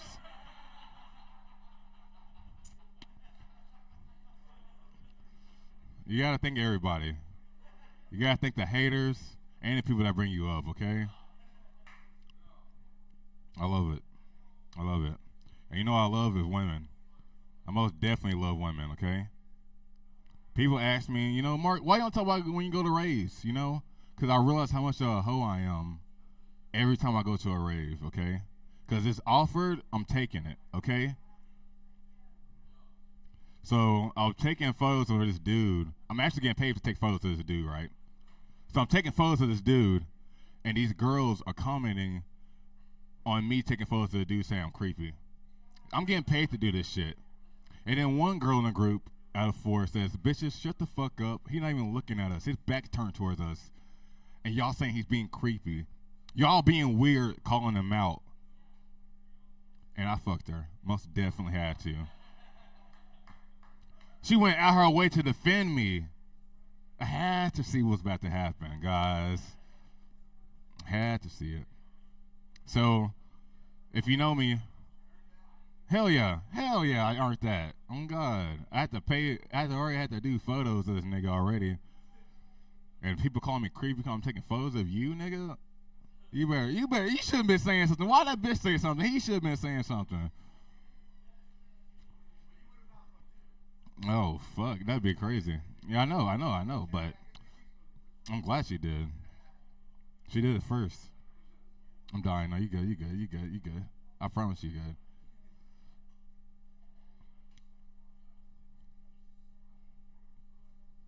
I'm dying. So, if you know me, I've been losing my wallet lately. I lost my wallet recently for being. Hey, I see you back there. Christian. So me and this nigga went on an adventure, right? So the adventure started off with me at Cidercade. I'm at Cidercade calling this nigga. Hey, yo, bro, you still trying to go out to eat? He like, yeah, bro, I got like an hour and a half, and I'll meet you up somewhere. I'm like, oh, bet. So I'm walking from Cidercade to a place we gonna go eat at. And during this time frame, hey, I'll suck your dick and give you $20. Got in the car. There was no questions asked. Don't need to know any questions, okay? Y'all like, oh my God, some dude suck your dick. No, it was a girl. It was a girl, guys. It was a middle-aged woman. It was a cougar. All right? Turn to find out she's a lesbian. Because I lost my wallet, right? I lost my wallet at 7-Eleven, but I thought I left her in her car. She handed me the wallet, and I know she handed me the wallet because she didn't want me to come back to her house to go try to find a wallet. Because she's a lesbian. It's a lot of things that added up through this story, okay? But I had lost my wallet getting out of her car to go get in his car to go get food. And I realized it when we was in the restaurant, panicking like a motherfucker.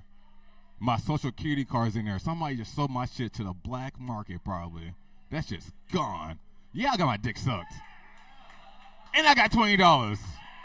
Oh, God. That's crazy. He washing? You washing? You a washer? Top? Dying. Negotiated. I'll get my dick sucked and get $20. What negotiation do I need? That's crazy.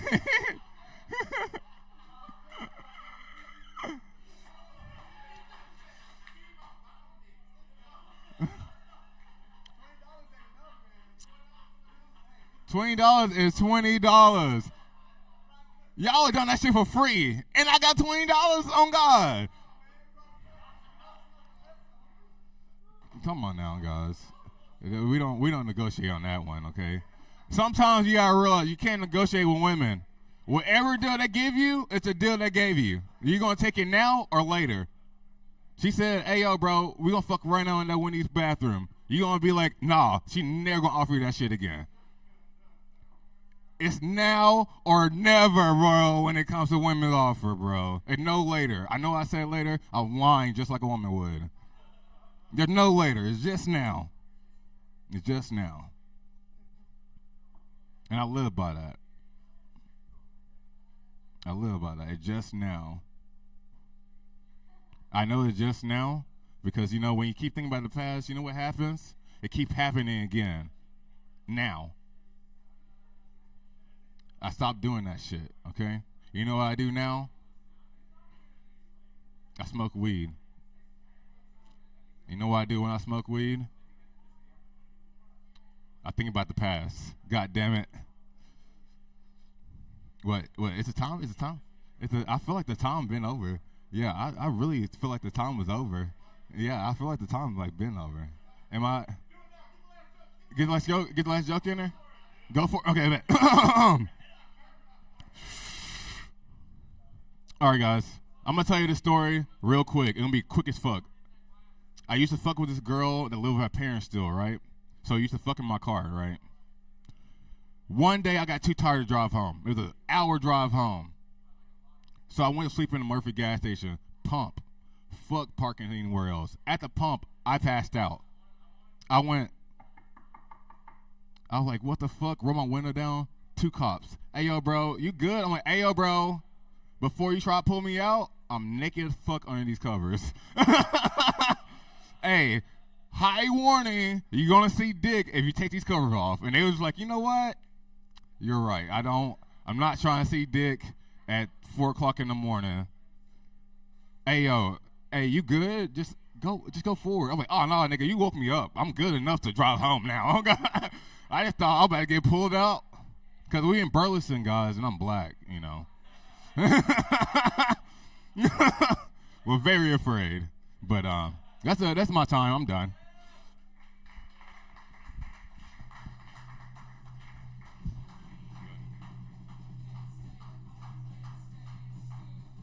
Markevius, everybody! Fuck yeah, dude! It's been such a great night already. I feel like I don't know. I feel like we got to do a little special treat. This next comic coming up to the stage, she is taking the DFW comedy scene by storm, man. She's doing a documentary about all these about open mics and how to get them started, and with the host of with another comic that we know and love, Tony the Tiger Torres, as the host. Put your hands together for Amy Goki!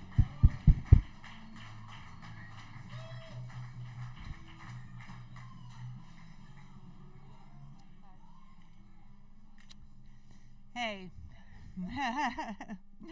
You know, it's funny. This year has really triggered me, right? Anybody else get triggered this year? Yeah.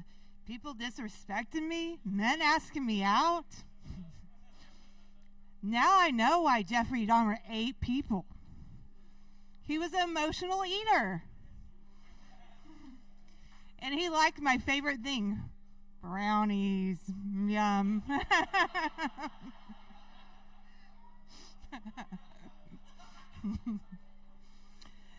Yeah, it was pretty awesome, but but I was glad I could identify with him. You know, it's pretty awesome that I can. And I felt really bad for him because he got thrown in jail for being an emotional eater. Crazy, huh? But anyway, I'm trying something new. I tried this AI, and they're supposed to help you get your life straight. And right now I have like mental problems. Most comedians, I can't speak. Comedians do. Can't speak at all. But this one is like my mom. I'm on there talking about a guy, and the first thing it says is, "You don't deserve that." I'm like, what the fuck? You're not good enough. I'm like, wow. AI's turned into my mom. But the good thing about it, I could turn her off. Or maybe on. I don't know. These days you never know. Okay. Hot dog. Okay. That's all I'm working on right now, but thank you so much for having me up. Okay.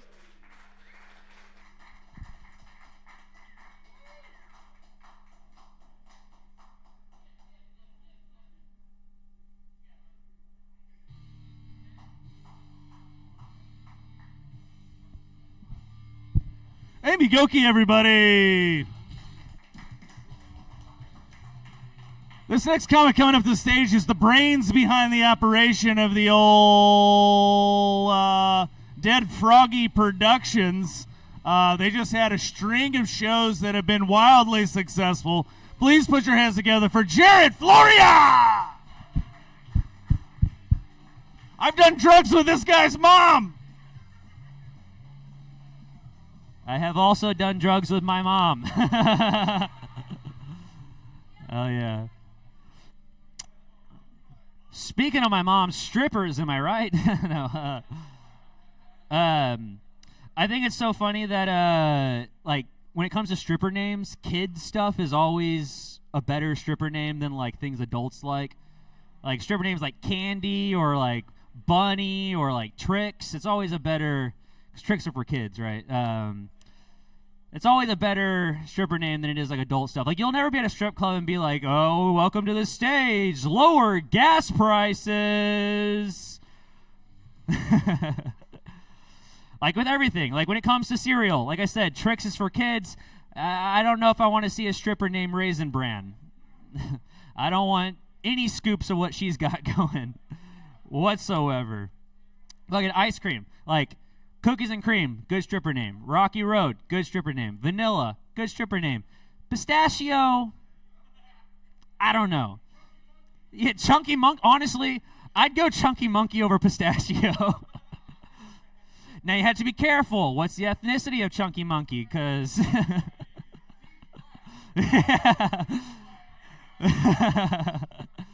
No, Pistachio just sounds like a stripper who's like too shy. Like she's too shy to really perform. You'd really like crack that shell to get her out by hitting her. You're just gonna fucking dance, bitch. Pistachio. Oh, she got a pistache, like a milk stash.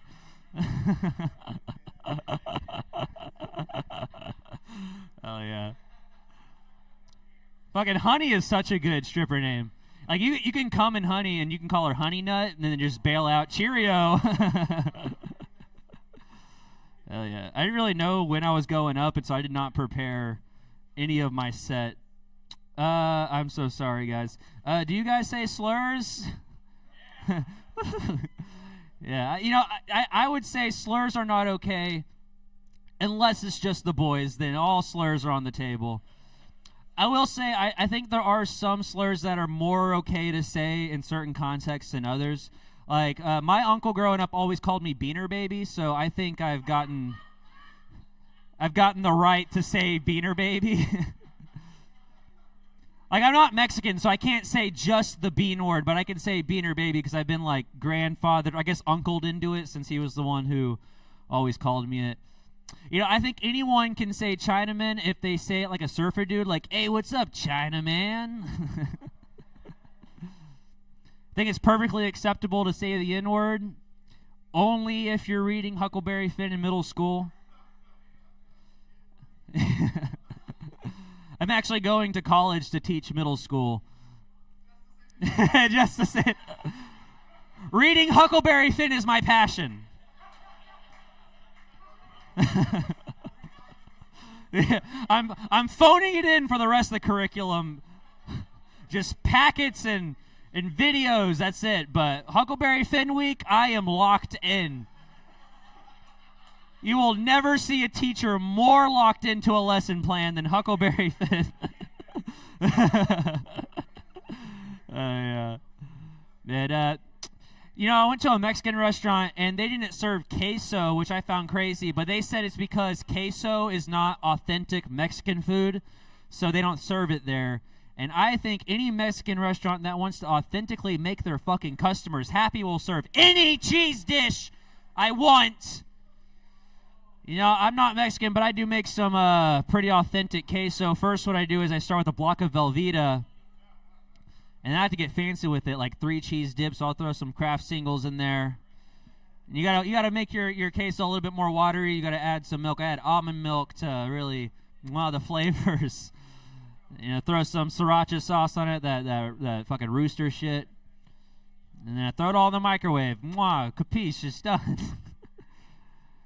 Capiche, you know, the classic Mexican saying.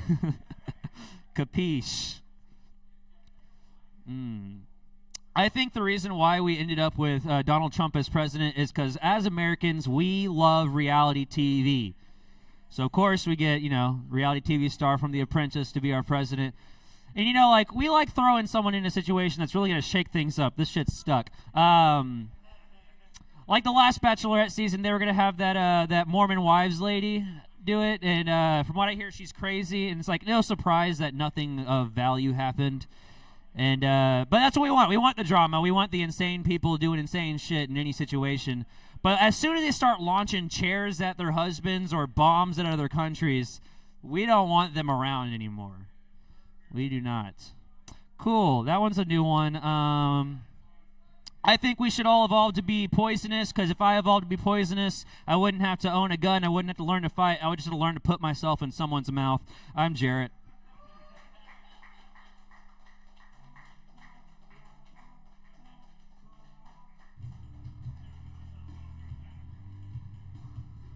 Jared Flory, everybody. Hell yeah. Hey, man, I want y'all to make some extra noise for this next comic. This guy used to be, he's the former host of this very mic. He paved the way for us. He walked so we could fucking run. Put your hands together for Jordan Mack, everybody. Hey, y'all get it for Ian one more time. Y'all clap it up. Y'all get it up. Guys, y'all also give it up from right behind the bar. Y'all clap it up. Y'all give it up for y'all's motherfucking bartender in this bitch. Hell yeah, hell yeah, guys. Y'all give it up for Clyde. Hell yeah, hell yeah. Got us on YouTube and shit. Hell yeah, hell yeah. That being said, I really like the delay on the TV. It's like a legit 10-second delay. It's not distracting at all. In fact, I'm going to do something completely just out of nowhere, just so it'll, you know, like just so we can see it. And then like 10 seconds, y'all are going to see the whole thing. Just, oh shit, bro, that Dude, that's perfect. That's perfect, bro.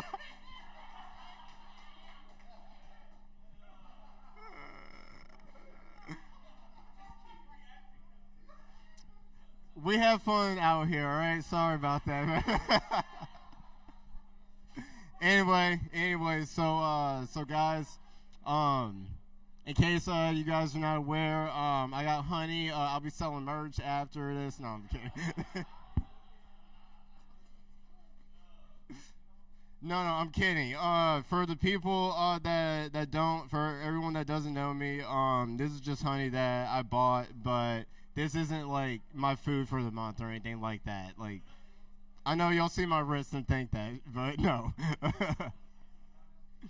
Anyway, so yeah, no, I was mainly here just for the honey. I mainly just I bought the honey like a couple of weeks ago, and I was like, fuck, I really just need to go get this shit, but it would be really not black of me to just go out and about just to get honey, so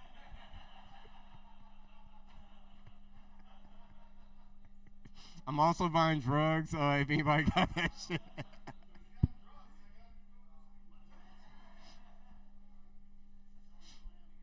Yeah, street pharmacy shit. Alright, anyway, speaking of drugs, weed is weed's crazy. Weed's funny because weed is like the only drug that can have its own merch.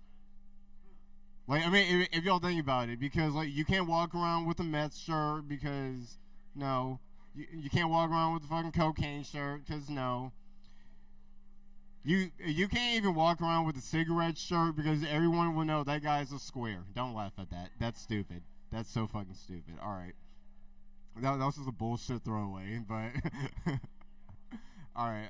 Let's see what else.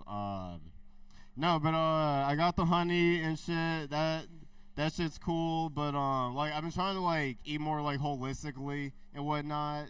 Like I went to the store not so long ago and I got dates. Dates are really good. If y'all haven't bought dates, but dates look really fucking weird. If you haven't, like dates look like what balls look like outside of the ball sack, if that makes sense. Like, but they're like really good for you. So get your fucking dates, I guess. But other than that, man, I really got nothing else. But I got about a minute and a half, so I'm a bullshit, right? So what else? But like I said a while ago, like I've been working this job as a janitor, and it's really cool. The job is great.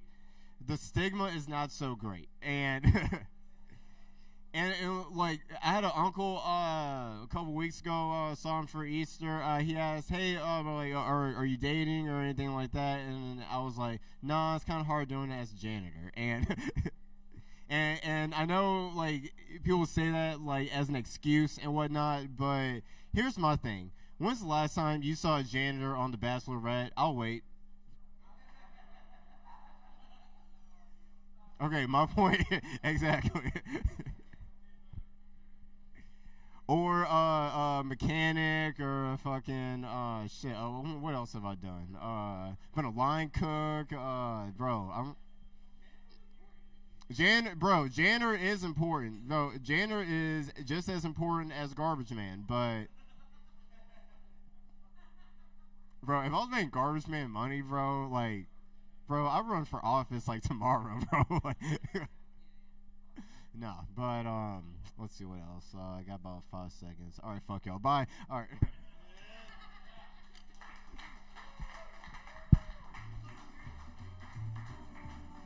Hey, y'all, buy my honey, yeah.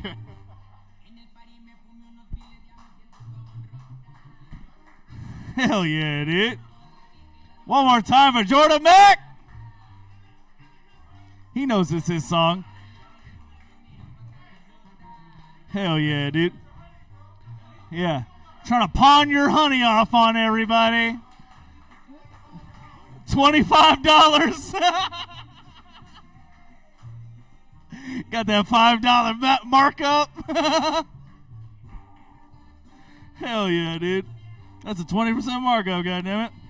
You guys wouldn't know anything about 20%, would you? Hell yeah. That was a racist joke, and I apologize. Your next comic coming up to the stage. You know what that song means. This guy was another one of the champions of Kill Tony. Another member of Dead Froggy Production. Put your hands together for Albert Moreno!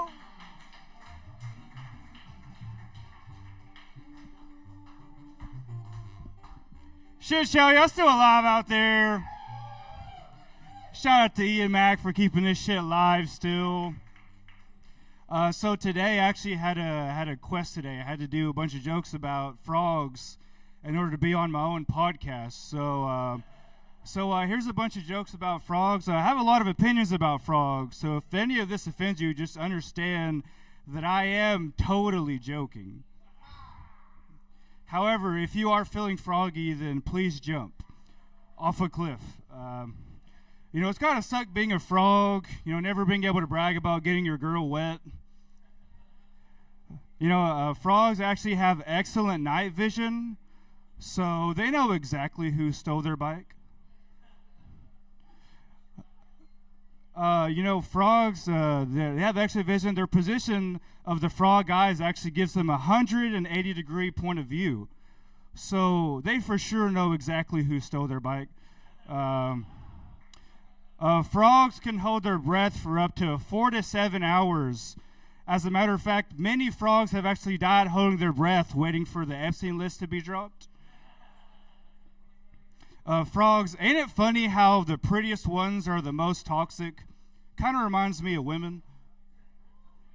All right, this is a very women-friendly crowd. Sorry. I had to write a joke recently about anarchy, and you know, I thought about this for a while. Like, anarchy is an interesting one because, like, I feel like most people don't know anything about anarchism, right? Usually, they just tell you that it's violence. But, you know, I've read a lot of anarchist philosophers, and it actually does make sense that governments hate anarchists. Because if you think about it, it's an entire philosophy based around consent.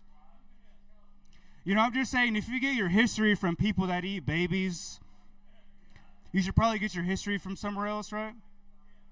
Anybody else in here have experience with workplace bullies? Yeah, workplace bullies are tough, right? Because, like, you can't avoid them, which is why I no longer work from home or live with my dad. Let me get there, sir. I think I found my workplace bully right here. What do you do for work? IT? Really? And you're not Asian? Are you? Okay, so you never know. Hey, that's exactly why you gotta ask. This is the first black guy I've ever met with a small dick, and let's see here. Anybody else well experienced in rejection besides me? You know, rejection, like, the hardest part about it is, like, no matter how much effort you put in, you still have to go out there and apply for other jobs, right? All right, everyone's employed here besides me? Cool. You know, I can handle rejection on Bumble, but on Indeed is bullshit, okay? Like, I got fired for the first time last month for speeding in Amazon vans. Like, oh, you mean primetime deliveries? Yeah, my DSP didn't appreciate that, so I got fired. But I did get hired by another Amazon, so obviously they don't give a fuck. Whenever you're that huge of a company, you don't pay attention who's fucking up your work, actually. I don't know. Hopefully I keep the job. I think there's something really funny about, like, trying to cheer up people and it not working right. Like, the other day, my family was really upset. So just out of nowhere, I was like, Autobots, roll out. And none of the other pallbearers laughed at that. You know, they just kept walking. There's very few things I hate in this world more than, like, first world laziness, you know? I feel like there's a certain type of laziness that only exists in America. Like, the other day I was drinking with my friend, and he hit me with the classic, you know, hey, can you give me a beer from the fridge? Like, we're the same distance from the fridge. Like, if you want a beer, dude, get in your wheelchair and go get a beer like everybody else, okay? You're not special. How much time do I have here? Oh, I have 3 minutes. This is going by quickly. I don't have a lot of new shit, you guys. I've actually been practicing doing new things, developing new skills. I don't know if y'all know this, whenever you develop new skills, it increases neuroplasticity in your brain. So I've been getting pretty good at drinking and driving. Is this a pro-life crowd? Hell no. All right, how about, is this a pro-choice crowd? Okay, yeah. Usually it gets a bigger cheer. I just like to ask the crowd, that kind of fill the room out, because, you know, everybody has different opinions about mass shootings. So, oh boy, I think I'm just going to end on that. Y'all have a good night.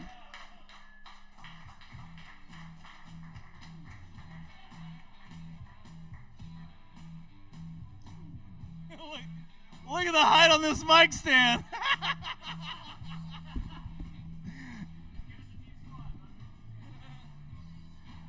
Albert Reno, everybody. I love that guy. Woo! You know what that song means. This next comic is, there you go. This next comic is, he's a wild card in the comedy scene. Put your hands together for Lil Perp.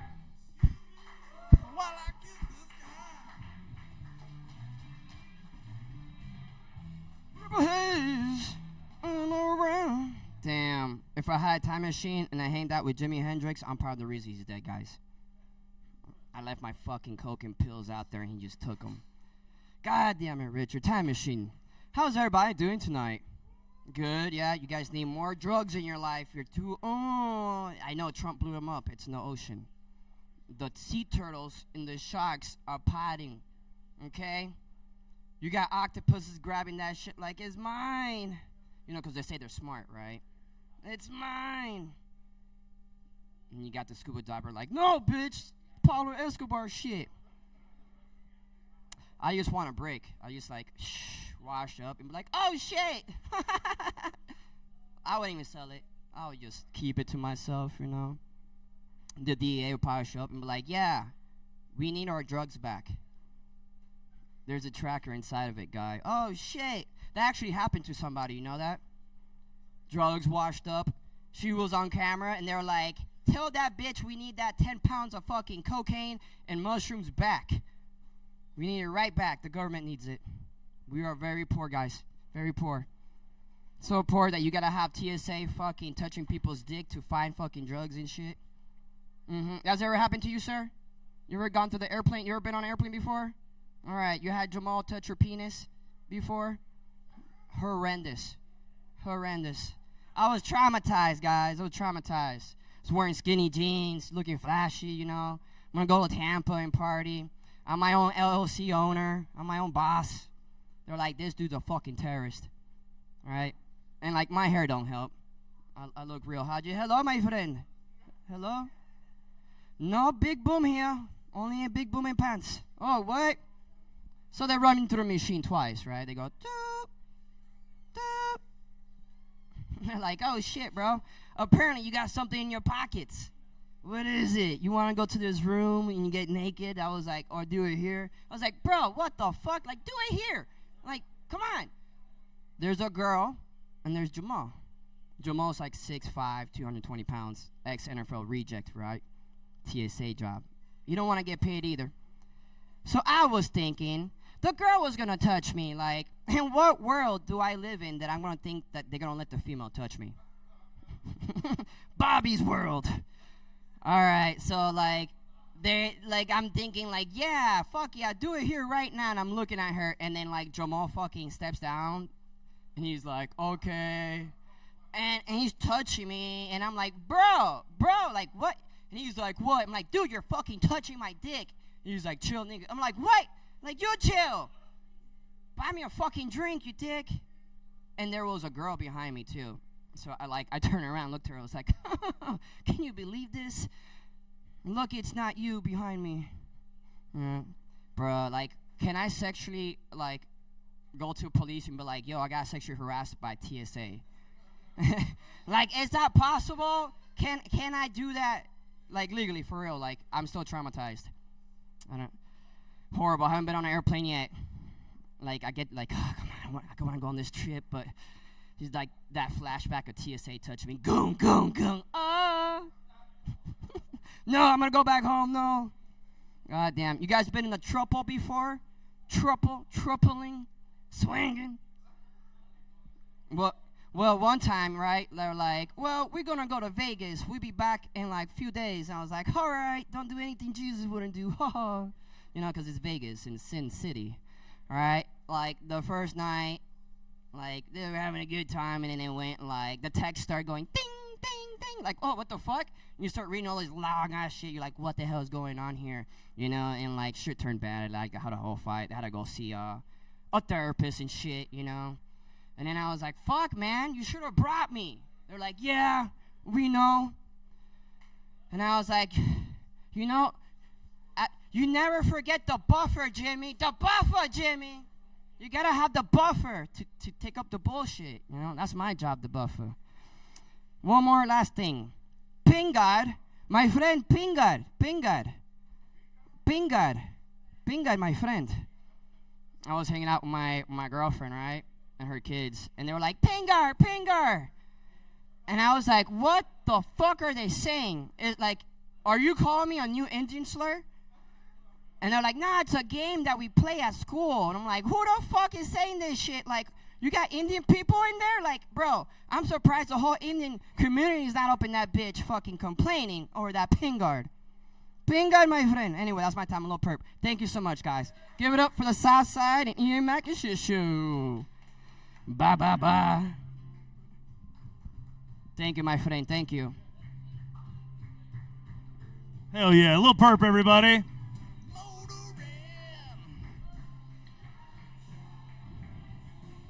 Hell yeah, dude. If you know anything about... Man, give it up for the Dead Froggies, you guys. They're on their way out. But we love those guys. Everybody's killing it. Steven, are you leaving right now? Are you leaving right now? Oh, you're not going to stick around? You might. You might want to. Okay, anyway, your next comic coming up to the stage. Put your hands together for Christian Shelton, everybody!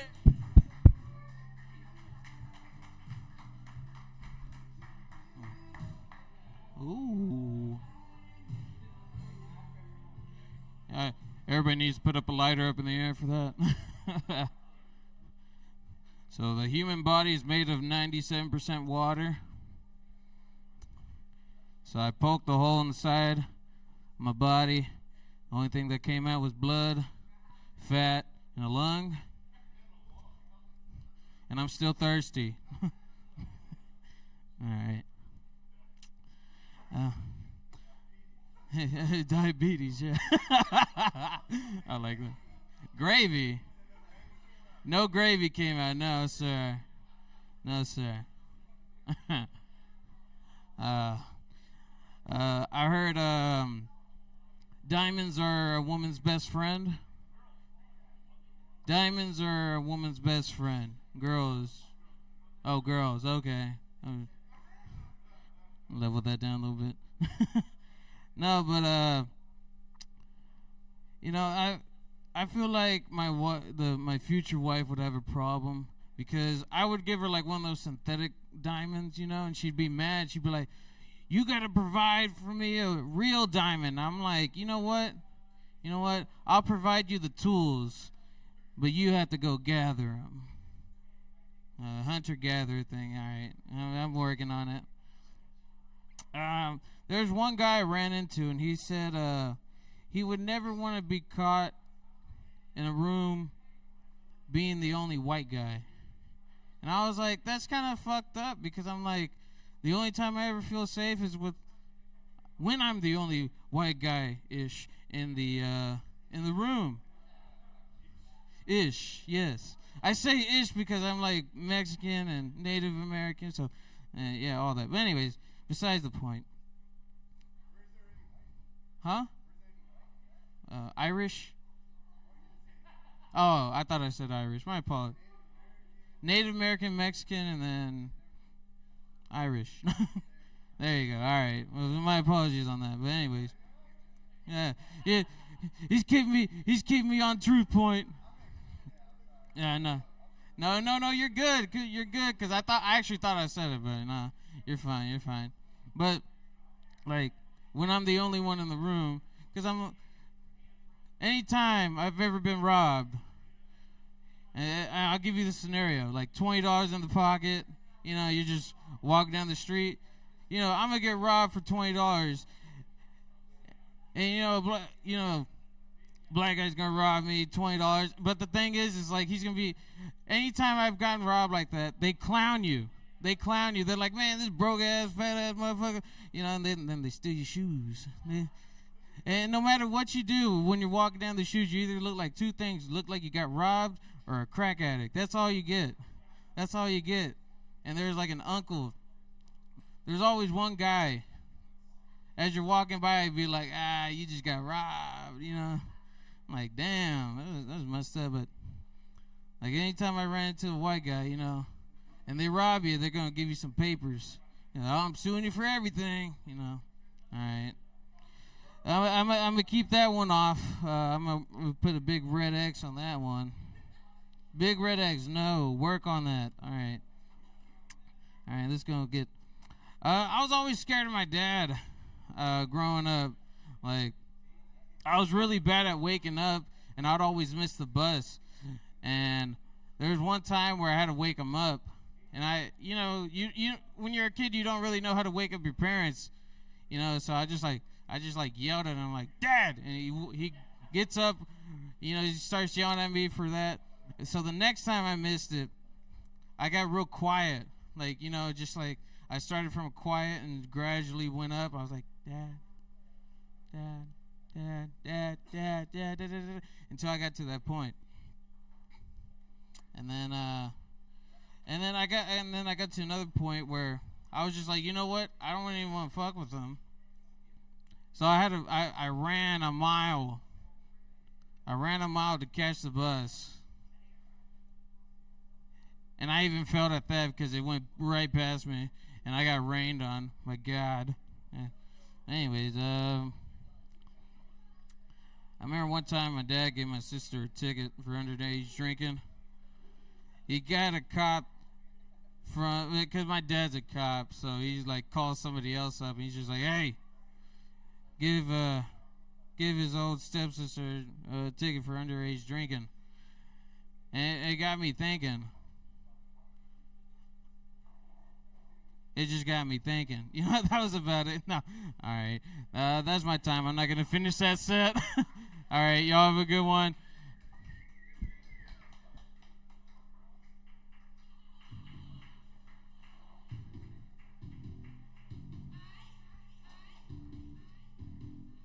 Hey, Christian, I think I got your set list.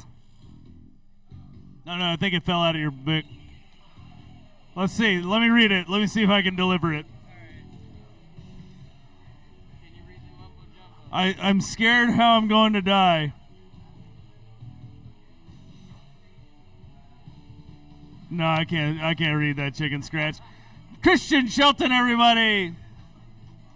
You know what's funny is a little bit earlier when we had the heckler guy that was sitting over here, somebody on the live stream was like, hey, who was the heckler? Take a picture. It was another bartender in town. And he goes, take a picture of him and I'll put him up on the DFW bars page as a do not serve. That's right, motherfuckers, we're connected. We take care of our people over here. Speaking of which, your next comic, I don't see her in here. Do you guys, hey, can somebody call Taylor Wright? Taylor Wright? Taylor Wright. Ladies and gentlemen, put your hands together for Taylor Wright. Taylor Wright, everybody. Hi.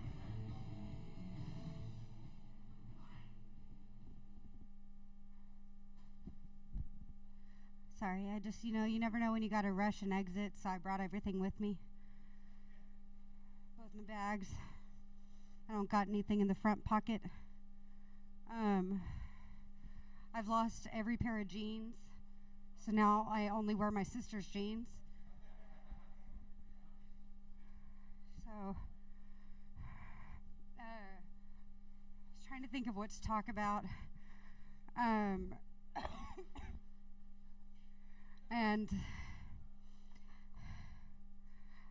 I don't know. I've had more surgeries than I knew of.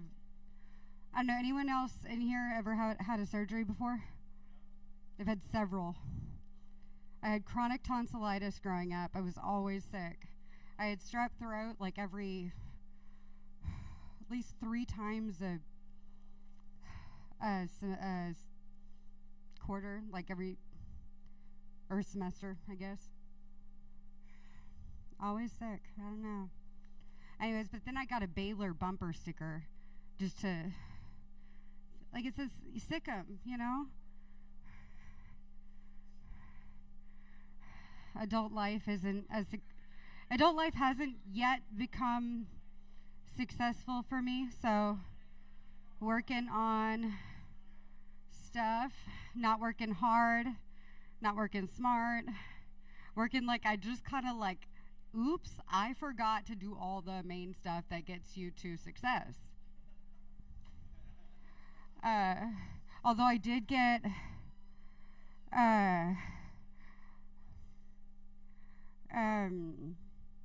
I started watching Hulu today.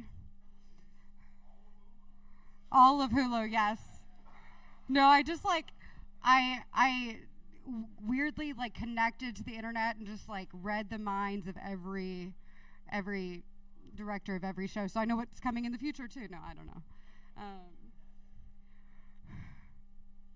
I don't know. Sorry, I'm trying to get myself back to used to speaking in front of people. Thank you. I have glasses entirely for the aesthetic. Just to look good, you know? Plus, I'm like trying to go for like a Clark Kent energy.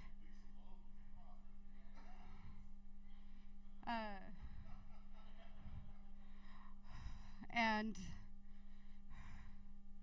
I don't know, there's, oh dear goodness.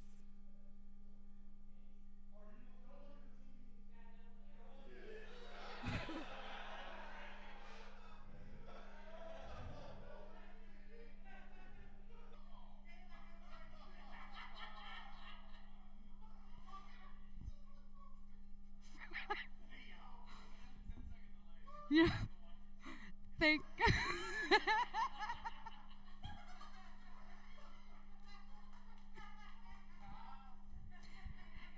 Thank y'all for letting me just have fun on stage. I'm just gonna look at the microphone. Okay, focus. Don't lick it. My sister's what? Jeans. Oh, I thought you said weave. Occasionally I do feel like there's like, I'm like, what's going on with my hair that day? Is there someone who breaks into my home and, I don't know, put some form of a weird netting around me? Like, go become Tarzan. And I want to, but like, I don't know how to get there. I gotta get like really successful so that I can pay for a plane ticket. Just to allow the ending of Argo, just as a nod of like, that's what's up. Cause yeah, my last name Wright, you know, the Wright brothers. I don't know if we're like connected to them or anything, but I pretend we were. At home alone while drinking whiskey, talking to myself. Maybe that's how I'll come up with the next big idea. Helicopter without the propellers. Wait, that's already an airplane. Just like an airplane with, instead of wheels, a little landing cage. You know, anyways, thank y'all.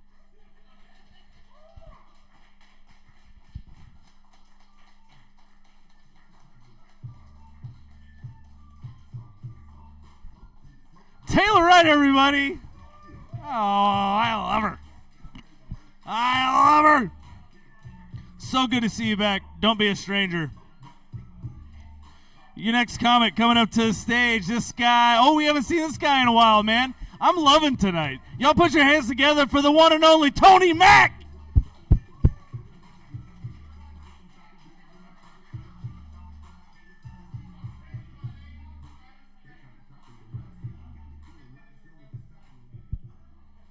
Word. You see, you changed your name to Travis Mack. Everybody's name is Mac. Hey, I guess we all family, man. I think that's the only reason he said he loved me, because we cousins. Y'all can't see the resemblance? It's all in the hair. It's in the hair. Yeah. Now, man, he's right, bro. I haven't done this shit in a minute and haven't been out in a minute, y'all. So I was like shocked when he saw me. Like, you know, he hit me with the, hey, man, just on stage. Fuck it. I'm, all right, I don't know what I'm going to talk about. But I usually never know what I'm talking about. It usually straight from a conversation I had outside while smoking weed or some shit. And tonight we were remembering the times of Will Smith slapping Chris Rock. Don't ask me why, man. And like the strangest part of it, like with me, is like when we talk about things, it's like I always get the wrong point of shit. I never get like the real problem. You know how everybody's like, yo, that was wrong. He lost his cool. He slapped Chris Rock. I can't believe he embarrassed like black people or something like that all over television and some shit. And I was like, it's fucked up that nobody talks about the great form that Will Smith had when he went and slapped that motherfucker. I hate that. Like, to me, it showed, like, how much. And I remember somebody was telling me, man, you know, after Will Smith did this, he might be done in Hollywood because he, like, lost it at the Oscars. You know how big the Oscars is. He lost it. I'm like, man, but to me, I saw that he was a fucking star. Like, as soon as he got up, you know what I mean? He walked up with a three-piece suit on and shit, real smooth. Make sure he looked dead into the camera, got real sharp and close to Chris Rock and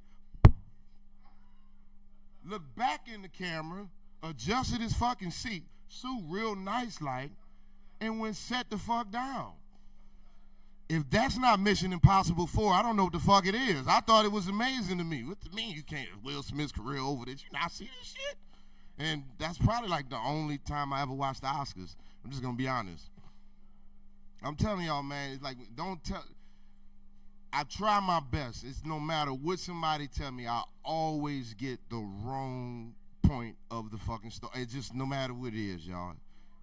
The moral, like you said, the moral, to me, it's just like, do certain things like make sense, you know? You know what I mean? Like, you know, men versus like lesbians and shit. Like, I understand the beef, you know? I get it. Like, to me, like, I don't have an issue with them and nothing like that. You know what I mean? Just because they better than me in basketball and shit. But I get it, like, because you like one group, you know, you get born with a dick, and then the other group get to pick theirs out. I understand why it's a fucking beef. I get it. Yeah, you know how fucking happy you can be if you can pick your dick out? Like, you know what I'm saying? That solves half the problems, you know what I mean? So I get it, like, you see what I mean? Let alone let your wife pick your dick out, you really solve some problems. Or create some, you know, I don't know. So some people might create one. Oh no, honey, I don't want that one. Top shelf. It was like, oh, freaky bitch. You know, I'm just saying, man. It's sad too, man. Like I said, as y'all can tell, I'm married, and it sucks, like, especially like when your wife is talking to you about things. Like I said, I get the wrong points of the fucking story. How much time I got to tell this shit? Is it worth getting divorced? Fuck it. Nah, I'm joking, y'all. I ain't gonna do that tonight. I realized y'all was doing this on YouTube, which is dope, man, Mac. That is really awesome, man. You put this together, brother? Hey, what's his name so I can shout him out on the YouTube? Clyde Stroker, my man. I'm slow. You gotta forgive me. I was about to get us canceled immediately. My bad. Shit, like soon as day on, day off. Like as soon as he get on here, why the fuck y'all let him do comedy? It's retarded. Sometimes I am, man. Like having conversations with comedians outside, man. Shout out to the brother who was talking. I don't see him no more. He must have went home and shit. He was just sad for some reason, like I used to be when I get off stage, because you was hoping that tonight was the night that somebody saw your jokes and said, yes, I'm going to sign him and make him a fucking millionaire. And I'm like, dude, it doesn't fucking work like that. We're going to forget everything we said up here in about 5 minutes. So it's all good. Enjoy the time we can have fun with this shit, because there's going to be a time when they putting your ass out there, you just going to have to do the Dancing Pony show anytime they call on you, right? You'd be a lot more richer, though. I don't know where I was going with that, y'all. I just was trying to fill out these 5 minutes, man. You know, sometimes, yeah, man, sometimes you just got to do extra shit, you know. Sometimes, you know, when it get down, you know, you got to start licking on titties or something. You know, you got to find a way to keep it going. That's the point I'm making. You got to be different. Shit. And I'm going to be honest with you, I don't really, know how to end this shit. But thank you guys for listening to me. Thank you, YouTube crowd out there. This is very fun. It feels good to get back to this shit. And good night, y'all. Peace.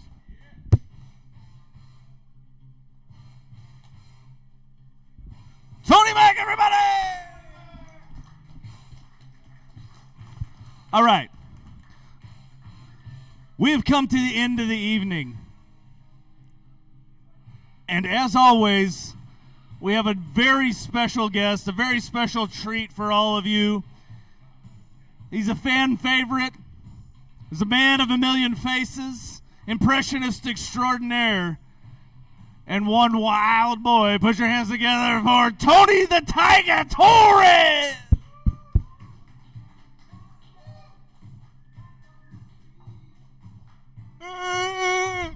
I'm in the Southside Cellar. I'm in Adrian. I'm at the shit show. Hit the meat, Rocky. Go up and do 5 minutes, Rocky. I don't know, Mick. I never did stand-up before. Go do it, Rocky. All right. I'm Rocky. This is my first time doing stand-up. You know, I used to live a life doing boxing, and then I followed Apollo Creed. He's a son of a bitch. I love that motherfucker. You got balls. You got balls, Apollo. Yeah, you know, that would be cool if Rocky did stand up. That'd be amazing. Like if Rocky did stand up, that was cool. I saw Taylor up here with her glasses. She put her glasses on, and just like the kids say, low key, I thought she was going to put the glasses on and be like, "These are my invisible glasses. They make me invisible," like in Big Daddy. Where are you? Where are you, Julian? Where are you? That'd be really cool if you could do that in stand-up comedy, you know, like you have the glasses on, no one could see you, but they could still hear the jokes, you know. That's awesome, you know. That'd be cool, you know. That'd be never done before, but that'd be really dangerous though, because who knows how many guys or gals will be putting those glasses on. So she's invisible. So I was walking my dog the other day, and then I took him outside, and then I did some, I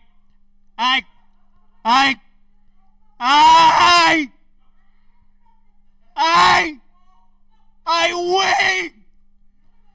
So I was getting mad at my dog, and I told him, "I way, hurry up." Hey, how'd you like my joke, guys? That'd be cool. Like, dude, when those glasses come out, no, for real. Hey, this lady knows what I'm talking about. Dude, so we're in 2026. Imagine 2030, those glasses come out. We're going to see some comics be doing some crazy shit on stage. You know what I mean? Hell yeah, dude. I'm excited. I heard of gender fluidity. That's what it said, gender fluid, right? Does that mean you're like, you know, you were like this big masculine guy this one time, and then you switch over to Jake Raper. Is that what it means? Gender fluidity? No, that's awesome. Like, imagine ginger fluidity.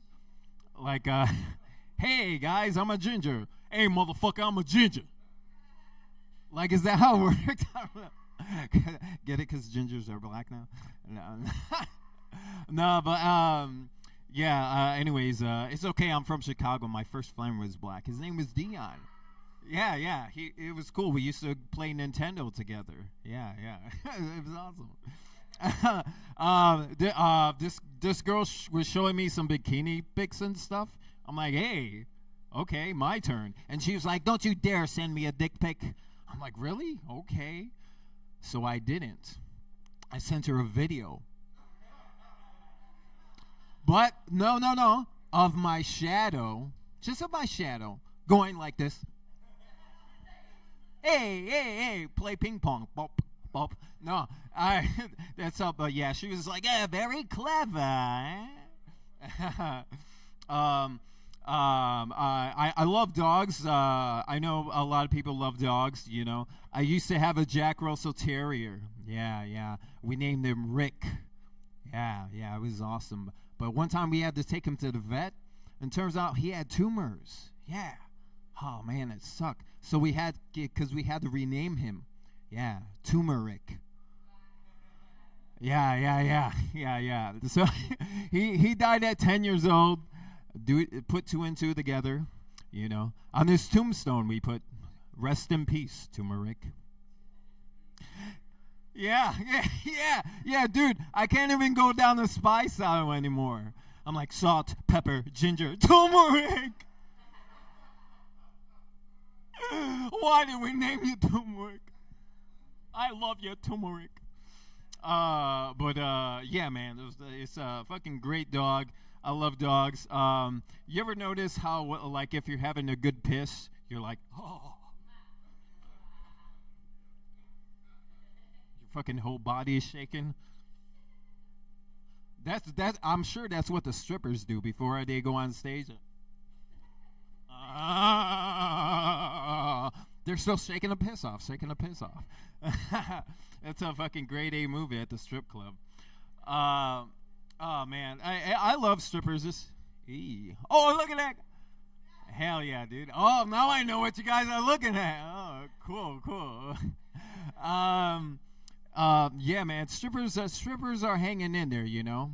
I went to a BYOB strip club one time. I thought it was gonna save money.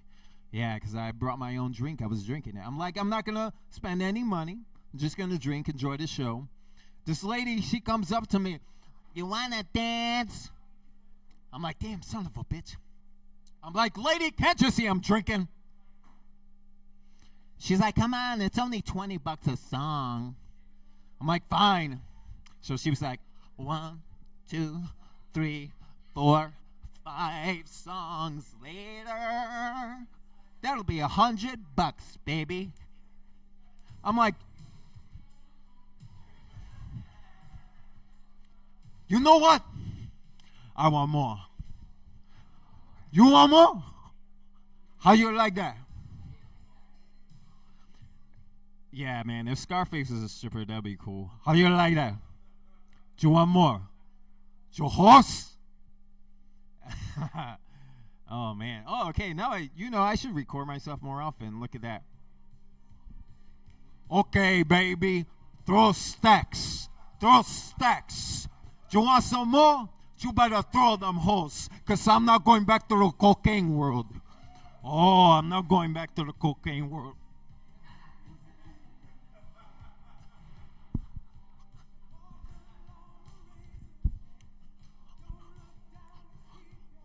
Hey, Peter, welcome back. Get in line, baby. Oh, yeah. Give me $100. What kind of dance you want?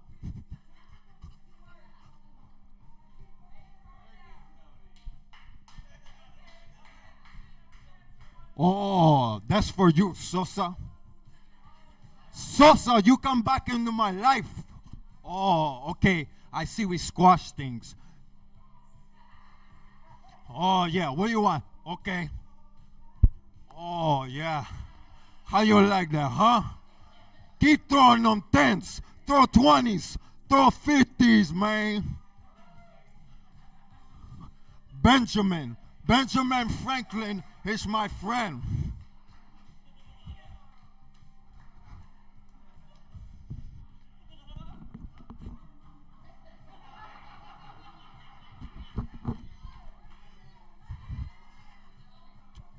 Oh, look at you, lady. What's your name? What's your name? Huh? Stay. Okay, where you from? Oh, okay, baby. Now you're talking to me. Montana. You want to see a Montana? Do you know what Montana means? Montana means mountain. You want to climb the mountain?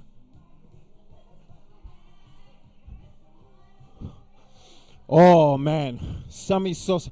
Oh, I'm sorry. I've been going, am I the last one? Cool, man. That's great news. Yeah, give it up for Matt behind the bar, everybody. One of the world's greatest bars. Dude, is my nasal dilator up?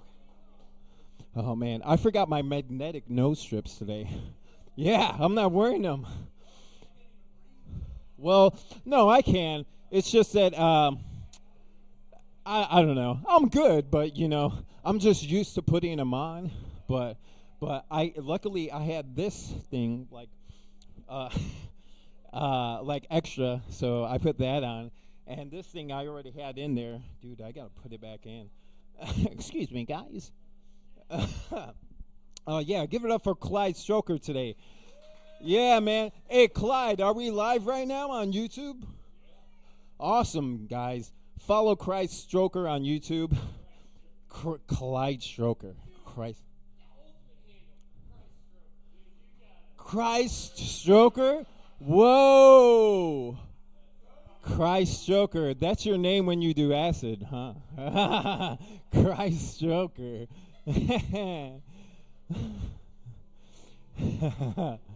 Oh, hell yeah, man. All right, are we good? Oh, okay. Okay.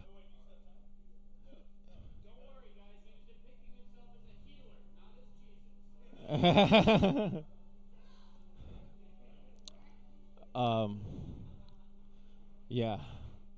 That was good? Okay, cool. I was just going, yeah. Hey, thank you guys. Thank you for Southside Cellar. Thank you for Ian Mack putting us up. Clyde Stroker, Matt behind the bar. You guys, love you guys. Have a great night.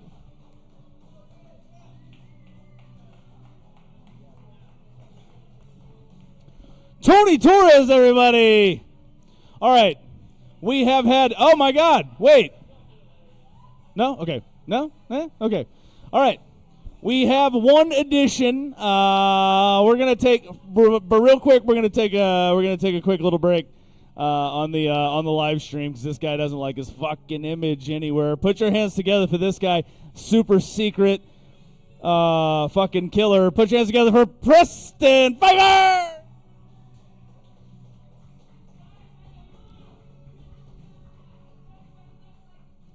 Thank you, Southside Cellar. Keep it going for Tony one more time. That was incredible, Tony. Tony reaches a level of fire to be one day. Like, that's crazy. It's like watching a man in flow state and almost wasted. It's incredible. Like, the fact that you're not famous just breaks my heart, Tony. Like, it's very genuine. Like, keep it going. Like, seriously, truthfully a talented person. He's a very, very funny person. If he can't make it, we don't stand a chance. I don't know. I travel a lot for work. I was in Japan last night. You ever been to Japan?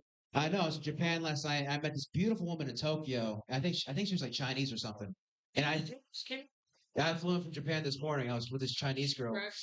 And she took me to this, like, in Japan, they have these cat cafes everywhere, these little cat cafes. And it was called Pearl Harbor. I thought that was a very strange name for a place.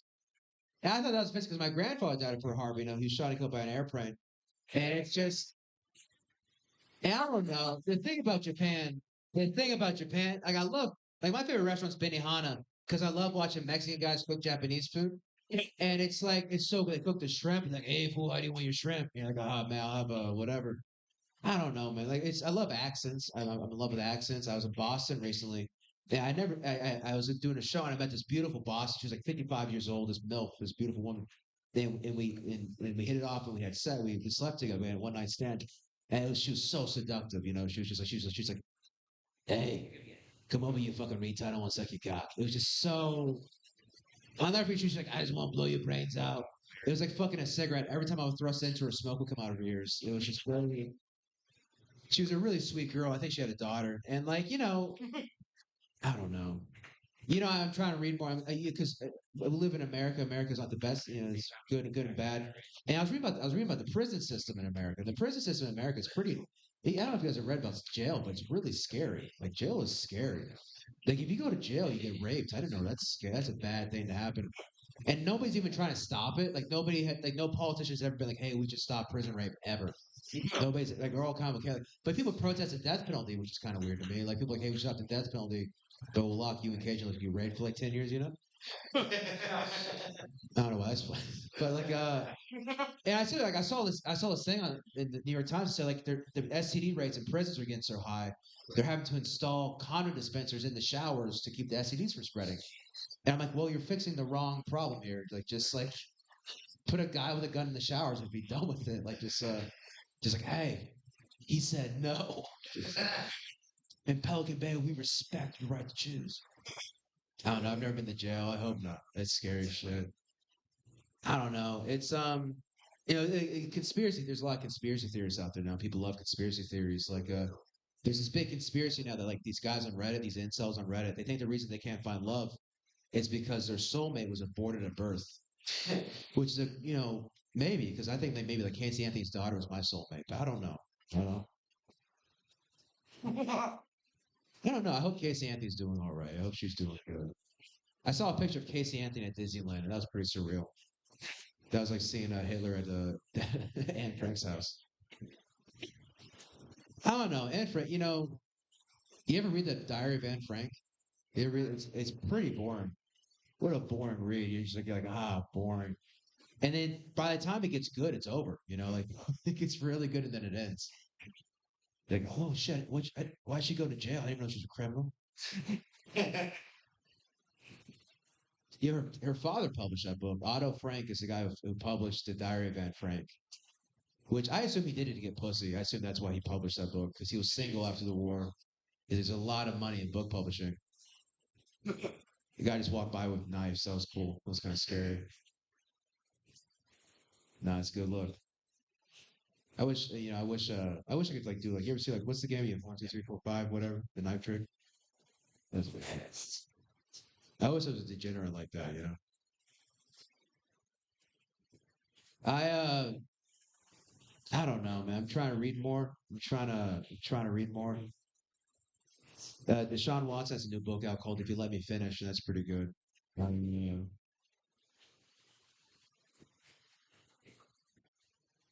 I don't know. We live in a weird world. There's a lot of because back to like these guys who believe in conspiracy theories. They think that like the reason they can't find love is abortion or whatever. It really shows you how lonely a lot of guys are. Like a lot of people to his age of 18 and 35 are very lonely guys. Like everyone's addicted to porn now. It's a sad thing. It's like a lot of Americans have porn addiction, which is a sad fucking thing to deal with.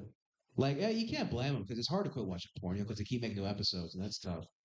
And it's like, it's just like it's a very strange thing to happen because like you remember like these kids are given an iPhone at 11, which means the first they saw porn they're probably 11 and a half, right? Like they can figure the shit out pretty quickly, and you get hooked on this shit. It's a very dangerous drug when you think about it, and it's I don't know. I jerk off. I mean, like, I think like most people jerk off too much. I jerk off so much I can watch a casting video and tell if she's gonna have a good career or not. Like it's just I'm like the Mel Kiper Jr. pornography. I'm like calling draft guys. Oh, she's a 4-star talent, but she's got a 5-star work ethic. Like she's making plays, the other girls just won't. She's like doing things. Like, oh shit, that's a fucking 1980s thing. Shit. I thought I was at home. My parents were fighting for a second.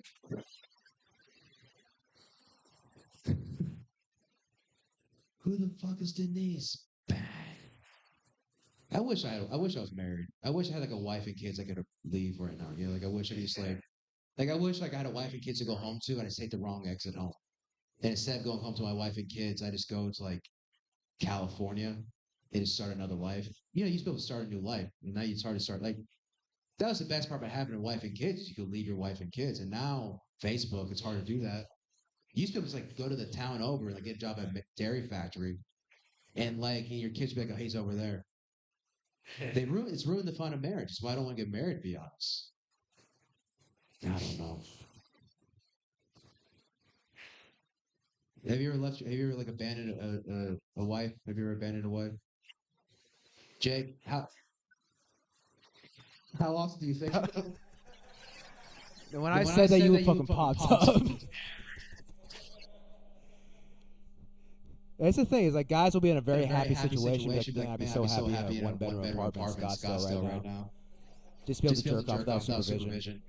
Oh my god. Well, thank you, Ian. Thank you guys.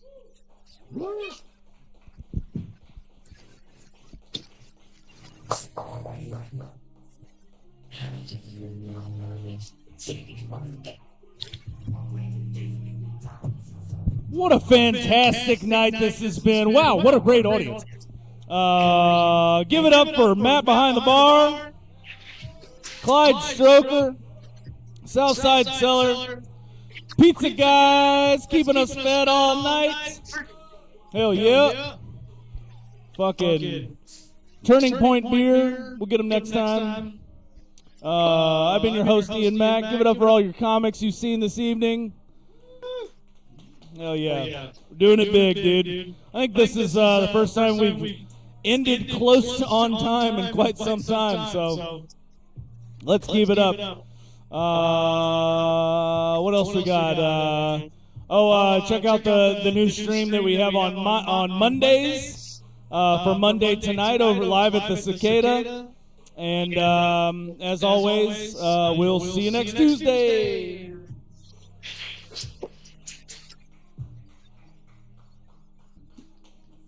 Yeah. Hell yeah.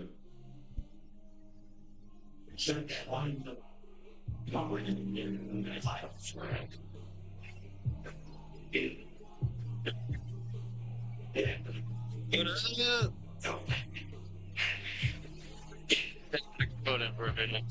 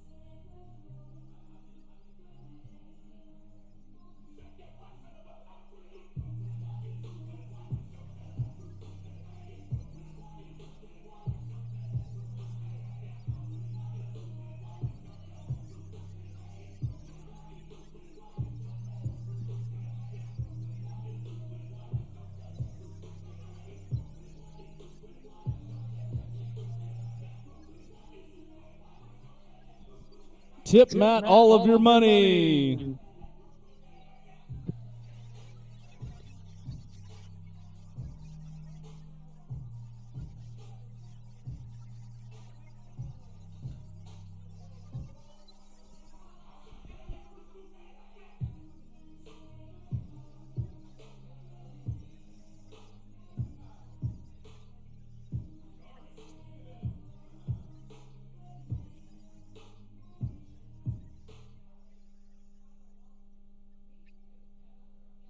Go home.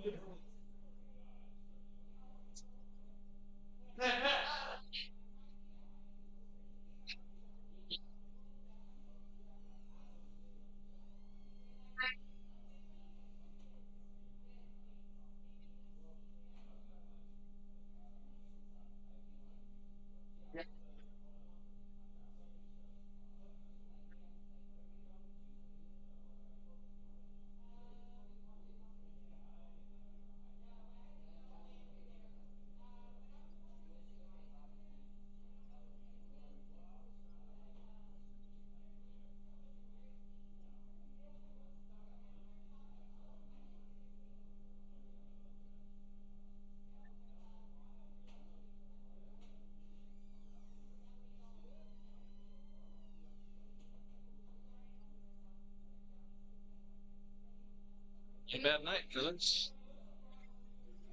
Great.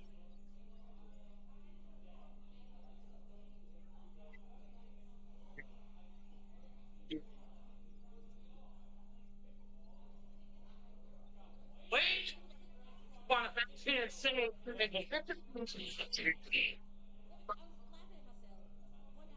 need to go. Things. No, you're moving. They're like, fast. So I need to. I can't stand in this sort of like medical procedure. So my full thing. I was like hyped up. Yeah.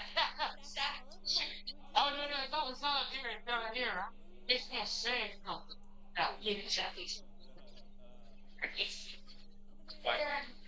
Johnson.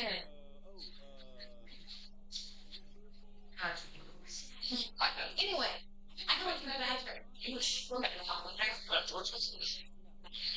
drugs. Dude, yeah. So I'm in the bathroom every time you're like trying to get out. The door. It's like, friends not in here, man. Said, one really need to cut. What do you mean?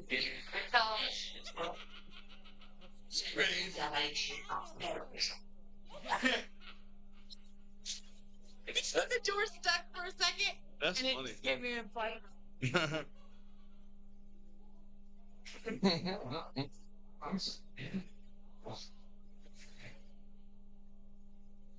Yeah, that's fine. Yeah, I mean, some dudes. It's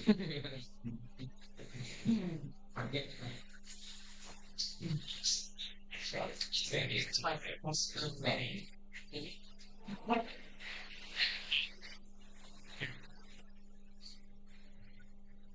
He's not. Yeah, you gotta just push everyone first. Yeah, that. Yes. Hey, let me do this. It's a slide that you can get from the chair, which means you speak better.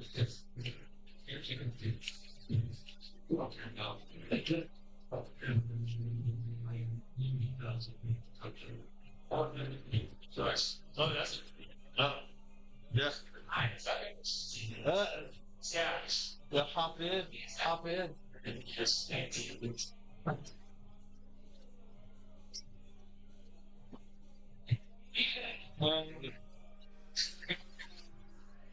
Cicada? Hey, fucking money, dude. I don't have any money either.